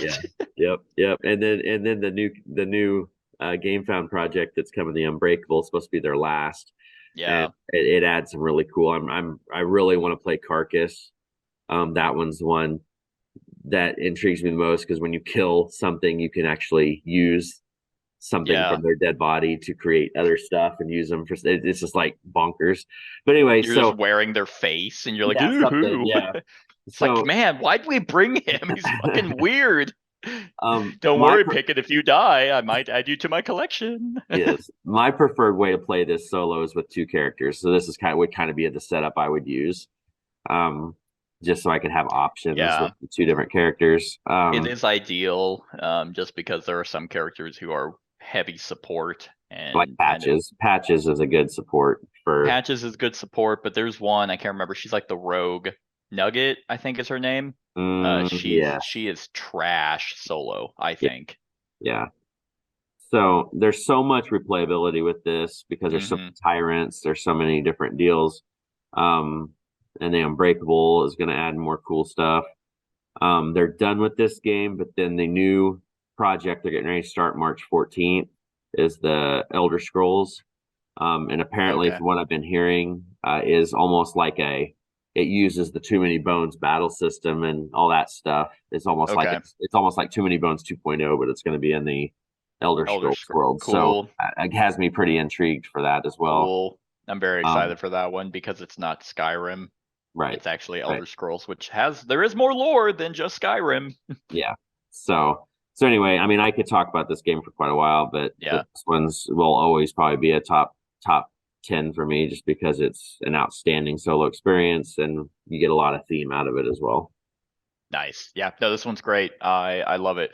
Kind of like Root a little bit. This is one game that I normally let people pick who they want to play. Um, but yeah, I don't with this. Last time I did it, the character played Dart. And I'm like, dude, I've never played that character. And I'm Yeah. looking, I'm like, I don't know how to play. Like I was deep in forums trying to figure it out because I'm like, wait, so you throw your weapon and then it's gone, and it was a mess. So I don't do that anymore. Yeah. But Yep. good choice. Yeah, this was my number 31. Oh, okay. Still in the top 50. So you But said it's garbage then, pretty yeah, much. pretty much. Like I mean, I have technically sold everything for it once before and then got it all back. Yeah. Not doing that again because it showed up at the guy destroyed. So never shipping a massive 80-pound thing again. So my number 3 was the same as last year. So obviously number 3 in 2021 and number 5 in 2020. And this one is one that actually had another Kickstarter or GameFound thing for another expansion. Probably, oh man, this theme is so good. It's like right up my alley for almost everything, and its writing is exquisite. It's touted as being one of the best writing in board gaming from a lot of people. Still have not even beat the main campaign, and I have all the other prequels and the sequels and even more for it. I love virtually everything about this game, and that is Tainted Yes. Grail, The Fall of Avalon. This one is basically because I'm a huge FromSoft fan. Like Bloodborne's my favorite game. Elden Ring I am replaying again, which I started before the DLC was announced, and that made me even more. I just creamed when that DLC was fucking announced. Well, you need to But buy the Elden Ring Kickstarter game that's getting ready to come out. yeah, That's you gonna be know what? awesome. It's gonna be the sloggiest of slogs. I almost did. I was like, you know what? Maybe Steamforge will do it right. And I watched their playthrough. Not only was I extremely annoyed by the guys playing it with the designer because they basically couldn't suck his dick hard enough. But I was like, it was like 4 hours and they got to a regular enemy pretty much. It was like the fucking it was like one of the earliest bosses you come across in the video game, and they had just gotten to it hours later. I'm like, no, absolutely not. Yeah. Anyway, Tainted Grail is basically Dark Souls, King Arthur. Like that is just amazing to me. Arthurian legend is fantastic. Where you play as kind of like the proteges of these massive heroes. They went missing, they went off to go do this quest and they hadn't come back, and you're like, hey, where the fuck are you guys? So then you go out and you start exploring the land. It's really funny because a lot of games have now capitalized on the seventh continent thing, but I think every game that has done it better. Like especially this one, like the tarot card sized cards with the full art on it that connects to one another as you go and explore. It's not as in depth, kind of like a seventh continent where you have to like look and be like, oh, there's a missing number here. This one is you are just traversing the land, and I don't know what that dial thing is. I don't know what is that. Just a bead with a sharpie? It I don't looks know what like that is. somebody probably want to do that so they could see it better. It looks like I was getting ready to ask you what the I keys think were. I think it's a counter. I think they put that sharpie on there to take it down because it's like pointing at number 5. Right, right. I think it's just so they can visually see it better Um, and turn it. Maybe. okay, yeah, that makes sense. This Yeah. also looks like a prototype anyway. But anyway, so you're traversing the land, going into a massive scenario book. Like one location has like so many options of what you can do, talking to villagers, doing this, doing that, fulfilling quests. This one has so many like secrets and side quests that you can complete, and it doesn't hold your hand in any way. Like if it's giving you like a puzzle to solve, man, you gotta figure out that puzzle. The just the experience of this. I was playing it solo, and I ended up quitting the campaign on the channel because it had taken me so long in between sessions that I just didn't know what was going on in the story. It's like going back to a video game halfway through, and you're like, I don't remember like what is happening. That's kind of what was going on here. I do plan on actually going back to it for the channel and playing through the whole campaign again, but it's just exquisite. Like everything about it is extremely atmospheric. And then the actual gameplay of whenever you're dealing with combat is, I think it's one of the best. It's amazing whenever you're playing cards because you play cards and then whenever you're playing futuristic cards, they kind of connect to give you bonuses. And my favorite part about that is one, it's tactile and how you're going to play, but it also gives you kind of a little story of how you completed. You can kind of get more into the theme on how you defeated this enemy, or because you also have a diplomacy deck when you're dealing with regular people, gives you a thematic way to immerse yourself in how you dealt with that situation based off who your character is. Uh, it's I mean, really can't praise this game enough. I know a lot of people are like annoyed with how the menhirs work because you have to upkeep them. It's like they're this game's bonfires where the map is displayed based off of if a menhir is lit, and that's that giant statue. So if it's lit, all the adjacent stuff around it, that's how you can traverse the map. And I kind of get that. It is a little bit of an upkeep, and that's why it was more of a problem solo. But if you have two players at least, then it's not as taxing because you don't have to. You can divide the resources you need as well as be like, okay, well, you don't have to go back and forth as one person. Like one person could be in one area of the map and another person could be in another area and dealing with that. So it works better, that mechanic, as a multiplayer. But yeah, like I haven't even touched any of the expansion stuff, and I have it all because I love it. Love it. So that's my number 3, Tainted Grail. All right. So, like I said a little bit ago, that my number 1, 2, and 3 are just really, really tight. And any one of these could have been my number 1. How it fell was this one is new to my list. Okay. So it's brand new. And you talked about it a while back. I'm not sure how far back you did. But this one is my favorite chip theory game. Gotcha. And that is Burn Cycle. Wow. This damn. one, yeah, I was really close. This one in my 1 and 2, man, I don't know how. I just ended up I don't know how I did it. I just decided to go ahead and put this at 3. This one quite possibly could move up to my 1 next year. But this one is a blast playing solo. Just because you just pick a couple characters and go with it. It plays the same, if you're playing with another person. But this one has the chip free treatment. Everything's plastic, neoprene chips. What I like about this game, though, is it has your hidden movement, not hidden movement, but your strategic movement where you're kind of sneaking around. And I like cyberpunk stuff anyway, being a Netrunner player. So I get that kind of feel in this because you're sneaking into these buildings and you're using terminals to try to hack in and do different stuff. And then you have your network that you're jumping into and moving your pings around the networks. It gives me that whole cyberpunk feel a little bit. Yeah. And but it's just great. I mean, they have tons of robots you can choose from, and they're dual purpose because the back side of them you can use if you're going to use them as the command module. Because you're going to choose your characters you control, then you have a command module which sets over on the burn cycle mat, and you can upgrade them and do all that different stuff along with your characters.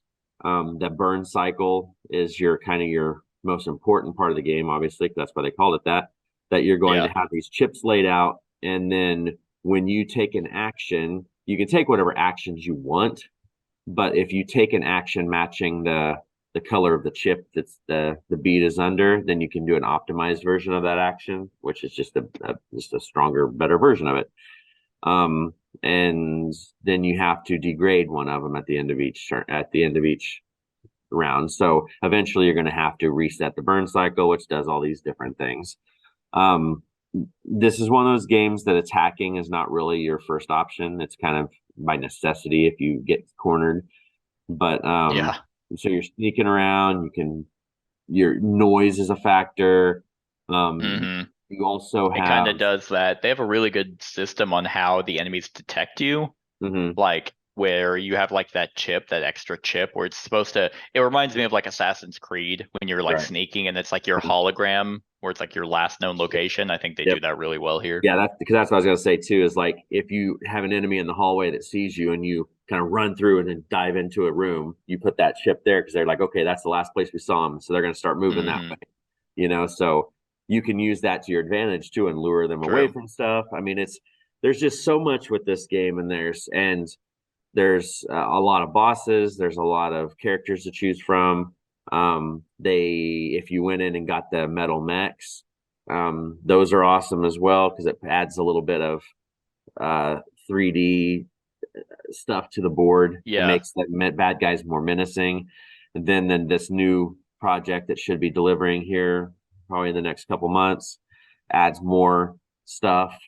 And then it also there was a option of getting mechs, unique mechs for the captains or whatever. Yeah. And that's going to be really cool because when you had the mech for the captain, it was the exact same mech for all of them. Right. So this one they're actually going to stand out more, and those Yeah. brass mags are just awesome as hell. They magnet to the chips and Chip Theory stuff. just has a way of doing. I mean, obviously their games have a lot of content. Too Many Bones, we just talked about Burn Cycle. I think you mentioned Hoplomachus Victorum a while back, and I now have played all of that. They do a lot with actually very little. Like this is it. Like you just saw my Black Rose Wars picture, and it's Right. like Jesus Christ. This has just as much content. Well, I mean it doesn't, but like it feels like it does because then that's all their games. Like Chip Theory just knows how to be it's quality over quantity, and then it's quality on top of quality with like their actual components. They have like 5 games, but damn, 4 of those games are great. I like all of them. The only one I haven't actually, they've all been on my top 100 except for I haven't done Triplock, but every one Yeah, of them. that's Because true. I had Wow. Cloudspire and everything. Yeah. God, Yeah. get some variety. Jeez. No, I'm That's the kidding. thing. They all are they're all different. That's the thing. It's not They like are. the thing with this though is anybody that's wanting to jump in. I talk about Too Many Bones, and then this one is much easier to get into. There is a lot going on, but you don't have to sit there and learn each character. Yeah, Like that's this one's that's what like it's there, you go. well, like Dice Tower, they'll talk about how this game is like more complex than the others, and I'm like, No. to who? Like this game is like gateway compared to Cloudspire and Too Many Bones for sure. I'd actually probably say Hoplomachus is easier. Yeah, it is. And Like, I think a lot of it's just because of having that. I think a lot of people get intimidated with the network. yeah, But I mean, it's not that difficult. It's I mean, really not. I think the people get confused with that, and then the burn cycle This itself game is kind of. good. But It was my number 20, I think. okay, I knew it was somewhere in the last couple of Yeah, sections. it was high up. Yeah, it was 18. But I love this game. Like this game This was has a higher than Too Many Bones. Yeah, this one has a very good chance of jumping into my number 1 spot. Like I fought hard for this and my other 2 about which one was going to be my number 1. Not that hard because it's sitting at 3, so well, it's no, basically not even it on was the almost list. it was almost a coin toss. Like that's how much it was. Like I You almost should have done what I did. Put I was gonna say you should have done what I did with the top 10 of 2022, where I just looked at which one had the higher ranking on Board Game Geek. Really? That's Well, how I broke it. I almost told Emily to put 1A, 1B, 1C. But that'd be funny. But yeah, but this one is just outstanding. I can't wait for the new content to come and add some more stuff to it. And I hope they continue. I hope this gets as much content as at least as Cloudspire. Like I hope they don't just do this one expansion, kind of leave it alone. I think this game has a lot of legs to it. I watch their videos a lot when they're having their meetings talking about the progress of stuff, and they said this game is going to go as long as it stays. People are buying it, so as long as the Kickstarters keep racking up like they have been, then I foresee it keeping going. Yeah, so. And here's the other thing about Chip Theory games: their customer support is probably the best. Yep. Like, would agree. They're a little bit slower, but man, because we played the Hoplomachus remastered, and I had pre-ordered it and then pre-ordered Victorum, and I was like, this isn't a game for me. And I emailed them. I'm like, hey, can I just cancel that? And they're like, oh yeah, no, absolutely. Sorry for taking so long to get back to you. And I think I used a credit. I think, to get one of them from a previous game, and they just refunded me the credit. They're like, yeah, here you go. Like, that's still there. And I remember when my Too Many Bones things I shipped was destroyed, I was like, I tried to back for the guy and I messaged Chip Theory. I'm like, hey, this is clearly not your responsibility in any way. I'm just gonna ask, because the worst you could say is no, that's not our fault. Sucks to be you. But they gave me like a credit for something for like the trove chest, that like some like Interesting. 10 or 20 bucks or something off. And I'm like they didn't have to do that. They could have been like, no, package it better, you fucking idiot. Right. Why would we give you money? But like they kill it, man. Chip Theory, Yeah, they're like, they're I will my back. favorite. They're my favorite company Are right now. they? Yeah, yeah, Were easily. they number 10 on publishers, or were they your number one for publishers when we I did that can't remember. list? It's been so long since we Yeah, did that list. yeah, They but probably need to do an updated one because maybe. they would be my number one most likely now. Just because I Yeah. mean every one of their games is in my top You do 100. love all You their know? games. Yeah. Yeah, I love 4 of their games. yeah, Well, 3. I guess yeah. The Elder I'm Scrolls, of course. Elder Scrolls could kick ass too. So it could be amazing, or it could just be trash. yeah. But hey, So we anyway, shall see. that is my 1C.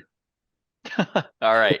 My number 2 is the game you've already talked about on this list, on this segment. It actually rose. Somehow it fell a little bit last year, but I just really, really love it. It was number 5 last year, so it rose 3 spots. No, one, two, three, four, 5, 6. Sorry, it was number 6 last year, so it rose 4 spots. And in 2020, it was also number 2, so it's back at it, and that is Yep. Arkham I Horror, the figured it card would be on game. here. Yeah, yeah. There's no way it wasn't.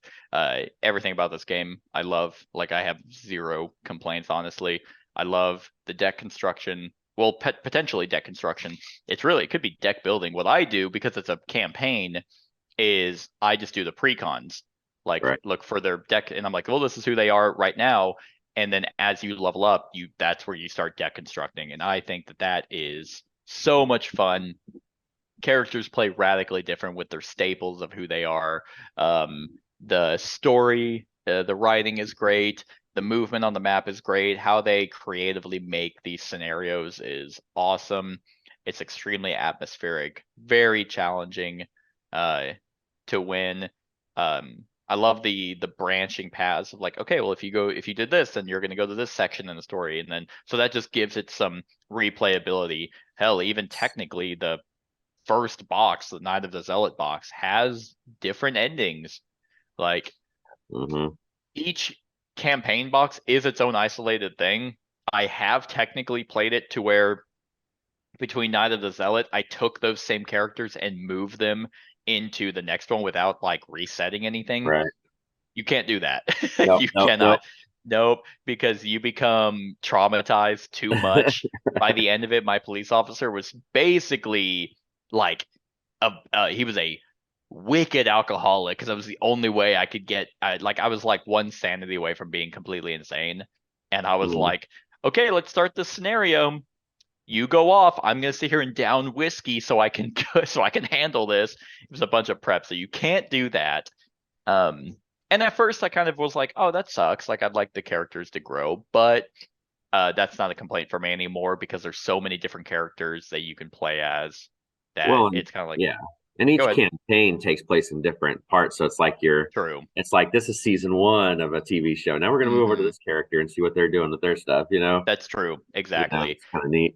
Yeah. So I mean, it doesn't. Fantasy Flight just is still killing it, like with Marvel Champions and this one. Their co-op LCGs is every time they do an LCG that's competitive, it dies, and these cooperative ones are still kicking. People are still buying it, so I think it was the smart move to do the big boxes, because one, now the rules are in a spiral bound thing, or the Hmm. scenario, so that's just way better than Yes. having the folded fucking thin sheet. That just Yep. was terrible. Oh, the other thing I did that upgraded this was I took all those sheets and I got the PDFs for it and went to Office Depot Yeah. and paid to have them make it spiral bound. So Hmm. it's kind of like how they do it now, but I had to do it myself like a peasant. Yeah, this one is it's just it's my favorite Lovecraft game. Like, I think Elder Sign is more epic. Like it's more your epic. It's like your blockbuster movie. It's going to be your shitty whatever, Michael Bay, whatever. But this one is going to be your more grounded, true Lovecraft lore game. That is just it's so much fun. And I don't even play it solo. Like I've only ever played this at 2, and it's always fun. So that is my number 2 Arkham Horror the card game. Awesome choice. All right. So now we're going to my 1B. Okay. And this one is my favorite. Calling me a cheater for combining fucking role player, and you're over here like 1A, 1B. That's my number 2. You know. This one was my number 2 last year. Okay. And this is my favorite Lovecraft game. And it's probably this one, when we get the new content, this one could quite possibly jump up to 1 also. I mean, it's gonna be just one of those things where my top 3 are gonna be probably up there for a while. I thought this one was your number 1. I thought it finally broke into number 1. No, it was close. Like it was at one point when I was sitting there trying to figure it out, and I moved it around to this way, and that is Cthulhu Death May Die. Real quick. Yep. This is what Rob Davio's on. Yep. There we go. I knew there was something I'd seen. Yeah. Like, I'm like, we were just talking recently. about him. He's on this, and I think he does Unmatched stuff. Yes. So he's still around. Yep.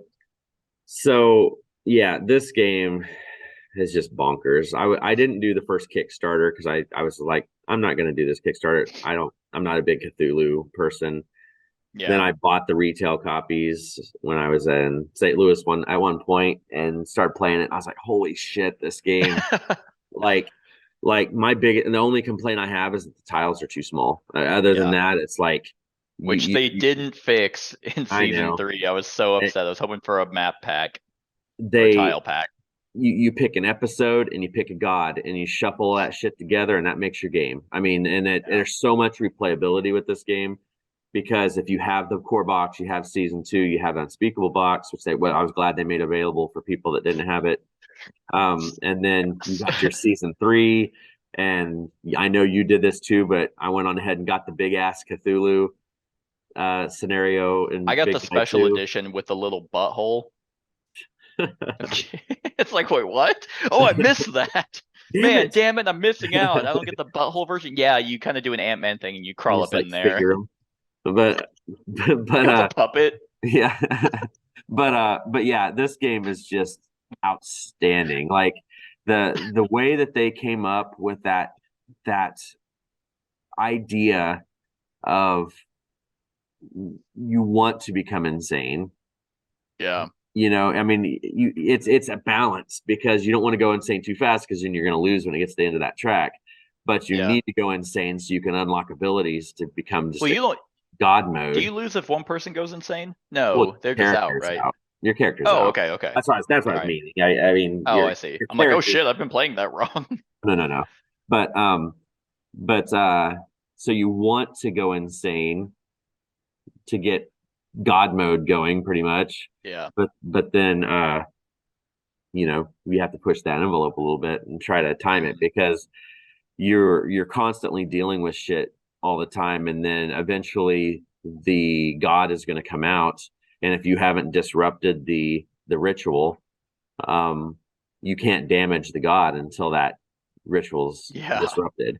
You can only do that once that's disrupted, then you can start damaging. And then there's like 3 versions of the god you have to kill. So it's like, his abilities stack. I know. So it's like, this is not an easy game at all. But no, it's not. But it's crazy, and having those tarot cards that you can use, so you get to make a choice if you want to take this weapon, but you have to spend something, or you can have this person follow you, a lost student or something, and some of those tie in down the road with certain of the episode cards, because if you have this girl, then you're going to take corruption, or insanity damage or whatever. For it's done that's the part that I think Davio had the most in, was like that whole those kind of things, because he does good with like that story stuff. But there's so many goddamn characters for this game, some of them based on real people, some, and all that stuff. And everybody has their own unique upgrade stick, or path. But then there's two that are universal, like can be used throughout. And it's just nuts. Like, and all the stuff that's coming out with the season 3, and the miniatures are awesome looking. Yeah. I mean, I can't say enough about this game. It's just completely badass. Yeah, when they announced season 3, I was like, okay, I really need you to add the first Kickstarter stuff, and then they did, and I'm like, thank God, because man, if there's one thing that pisses me off about this hobby, it's fucking scalpers. It's not just this hobby, but like those guys, Unspeakable Bucks, $800. I'm like, what is wrong with you? So I never bought it. I'm like, I mean, I know it's not a lot, but it's a god and it's quite a bit. I mean, to be honest, it's a lot of characters. Yeah. So I was like, okay. Yeah. And then they added it, and I'm like, yes, now you have that shit that you can't sell. Yeah. Yeah. I was lucky to get my Unspeakable box for like $100 a couple years ago, which was really cheap for what it was going for. But yeah, I mean, it's just nuts. This game, as far as the content, and when you add all these new episodes and all the bosses or the gods, it just amplifies the replayability that much more. Yep. And it's just great. This one's great. It was in my top 20. Yeah. Like could go up whenever I have everything for it. That massive Cthulhu thing has got me excited. Yes, I'm gonna have the big Galactus on this shelf, and then the big Cthulhu, Yep. Okay. And finally, number 1. You know what it is? You know what my number 1 is? Is it the same as last year? It is. It is the same as last year. Then I know what it is. Because I am OG. Because I remember what your number 1 was. You want me to say it? Yeah, go for it. It's Sleeping Gods, right? No. No? I mean, you not said that? You said it was number 1? Sleeping Gods was like in my 80s, man. Bullshit. You're full of it. You can't lie worth anything. I got you for like a sec till I really just went wherever. It's my 80s, man. I fucking hate this game. Yeah, Sleeping Gods. So you mentioned, what was my theme for my top 10? Not counting my number 10 or 9. Like, what's my genre of top 10? It wasn't as much as what I thought it was going to be, because our top of the year was all story-driven campaign games. Yeah. Well, if you think about it, my 1, 2, 3, 4, 5, 6, 7, 7 of my top 10 are co-ops. Oh, there you go. Yeah. 6 or 10, 9, and 8 are competitive.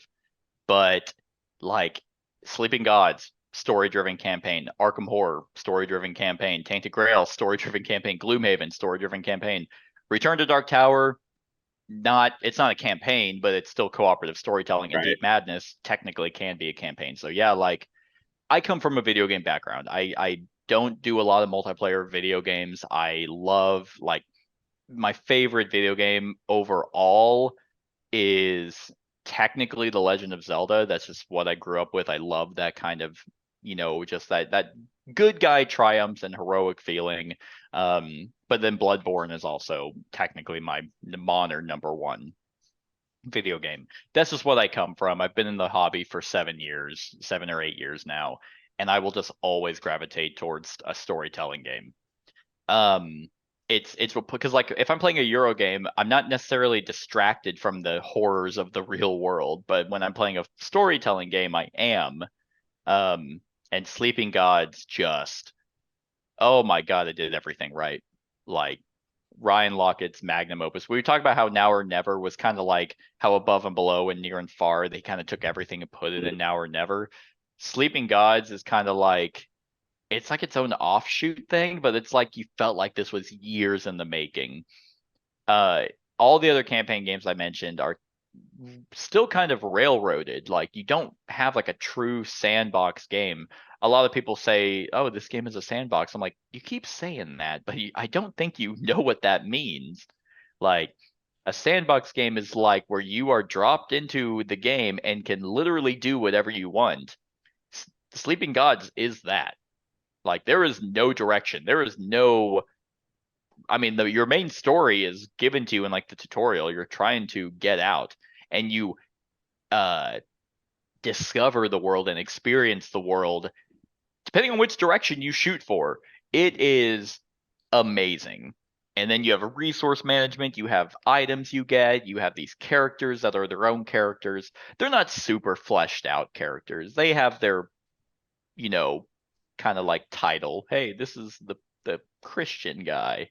This is your, like, they have adjectives to them, but they're not super fleshed out, but still you can role play a little bit with it. The combat, like, I know some people kind of like complain about that. I loved it. I think it was like this awesome puzzly aspect of how you fight. Yeah, it's not like dudes on the map or like a skirmish kind of thing, like maybe how folklore does it or anything, but it was just a puzzle that you're trying to figure out. So I enjoyed that a lot. The writing is exquisite for this. The fact of how many endings they have, like 13, I think, different endings. So many totems to find. Like, it's mind blowing to me on how amazing this game is. Like, this is one when you're playing it and you're like, because I was recording it, I had to set a timer. Otherwise it'd be like, oh shit, this video is 8 hours. Like, we just lost track of time. And then they announced a sequel. And I cried.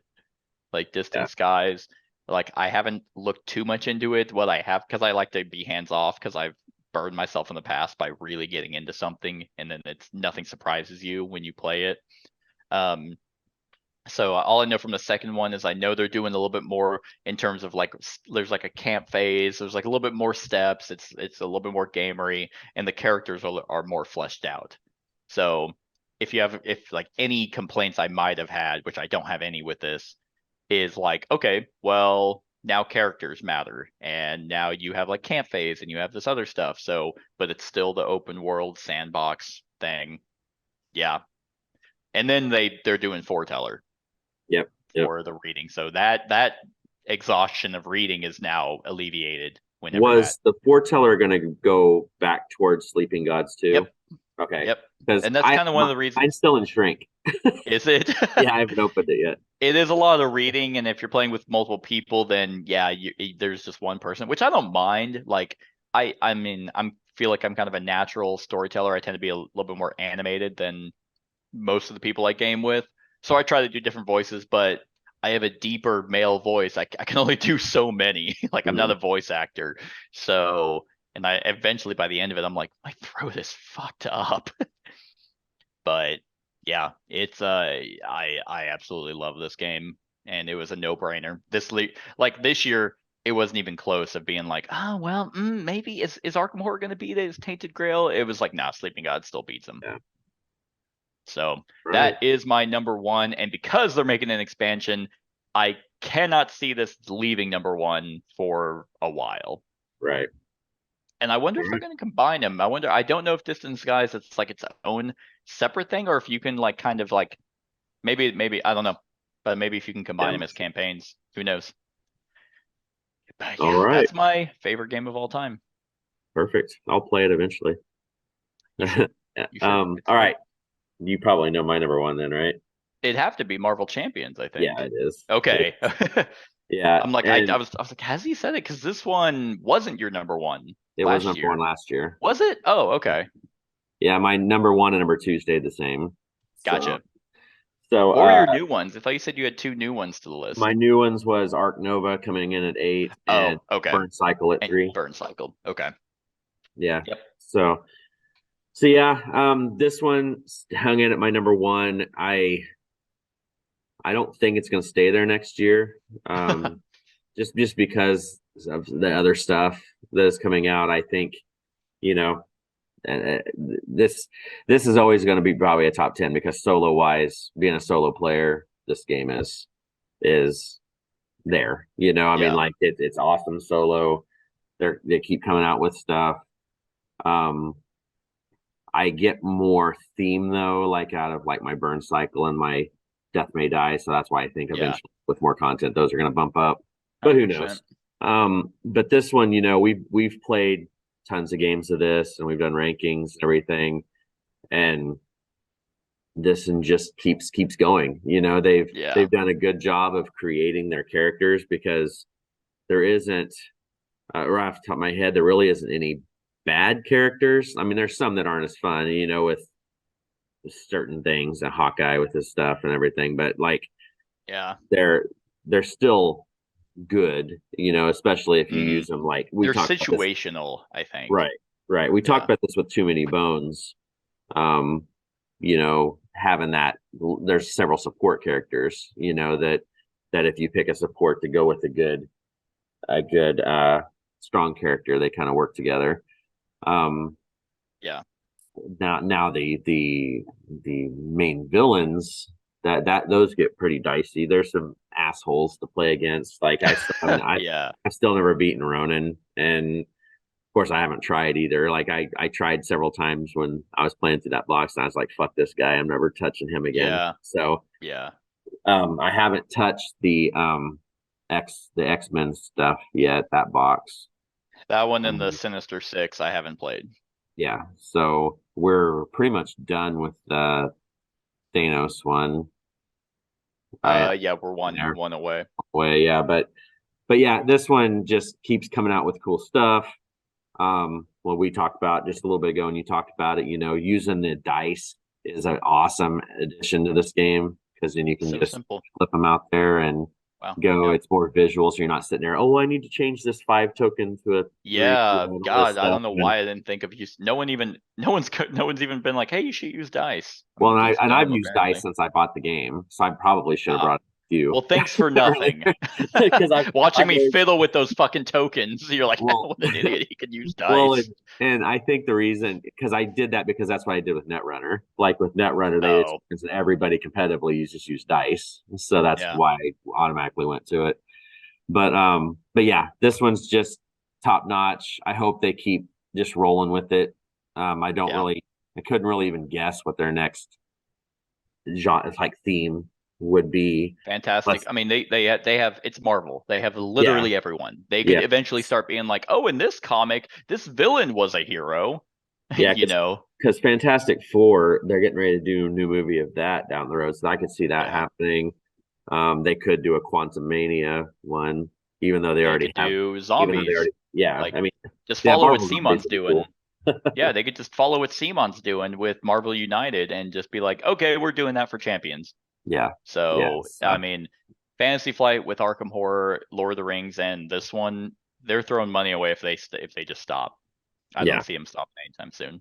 yeah. And I like the precons for this. We play the precons when we do the stuff, but I really enjoy deck building with Hmm. this, mainly because there's a there's one of the themes that I like to inject that I like to play. So whenever I Yeah. play a hero, I like to put that theme into Hmm. that character. I like to try the different themes and make them Yeah. strong with And if I'm leadership. not I want mistaken, to mess with them. there's probably a website or the community is big into this where it'd be cool if you could like look up a hero, be like, I want to do Captain America. And there's like themes, like if someone made like, hey, if you want to do this type of Captain America or this one, and it tells you the deck list, There that'd be there is cool. there's a website. I can't remember off the top of my head. You just have to search like Marvel Champions deck building or something like that because there's a website and it uses it with like Netrunner and Arkham Oh, Horror, okay. all the LCGs, and you can actually submit your deck lists.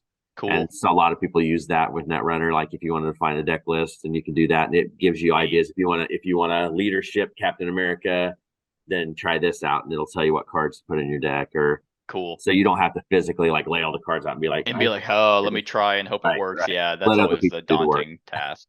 Neat. Yeah, the people who truly enjoy that, because I don't really Yeah, enjoy deck construction, because I I love feel it.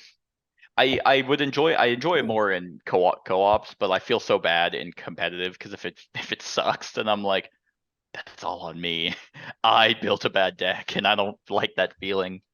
Yeah, yeah. I that comes from Netrunner with me. I mean, Yeah, because always build. I just laid out my decks and would build complete decks and run them yeah. through and I everything. So that's do why I like doing it.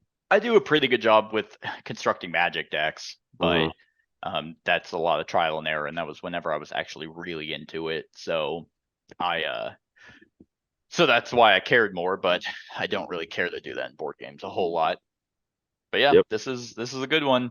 It's funny that the two biggest Fantasy Flight LCGs were like 1 and 2. for us. Yeah. Like they just but then they also flopped. So like Marvel Champions was like my 7, and I think Arkham Horror LCG was like your 7 or 8. It was 6. It was 6. Okay. Yeah. So close enough, but like so our favorites kind of flopped. But that's okay. But you got anything else to say on Nope, Marvel I Champions? think that's good. Wonderful. Well, that is it, everyone. That is the finale of our top 100 games of all time. I hope you enjoyed. I mean, clearly keep an eye out for whenever we do this again by the end of next year. This year, the end of next year. We're skipping a whole year. Yeah. The end of this year or the beginning of next year when we do it again. I think at some point you and I might do up to 200. See if we can find time for that. That will, but it won't. I won't need a PowerPoint or anything for that. I think we'll just kind of casually talk about it like we do for our more anticipated lists. Yeah, that works. Just to get that done, just to talk about more games, because there's a shit ton out there. But that's it, everyone. Let us know what you think of these games in the comments below. Tell us your favorite games in the comments as well. Other than that, like, comment, share, and subscribe, and have a wonderful whatever time update is for you. Hey everyone, thank you for watching, and I really hope that you enjoyed the video. If you would like to see more of my content, go ahead and click that subscribe button and the bell to be notified whenever I upload any new content. If you feel like supporting the channel, you can go ahead and click that Patreon link to be taken to my Patreon, and any help is truly appreciated. Other than that, stick around for any other run-throughs or reviews or cool top 10s or whatever I feel like putting on. Other than that, like, comment, share, and subscribe, and have a wonderful whatever time of day it is for you.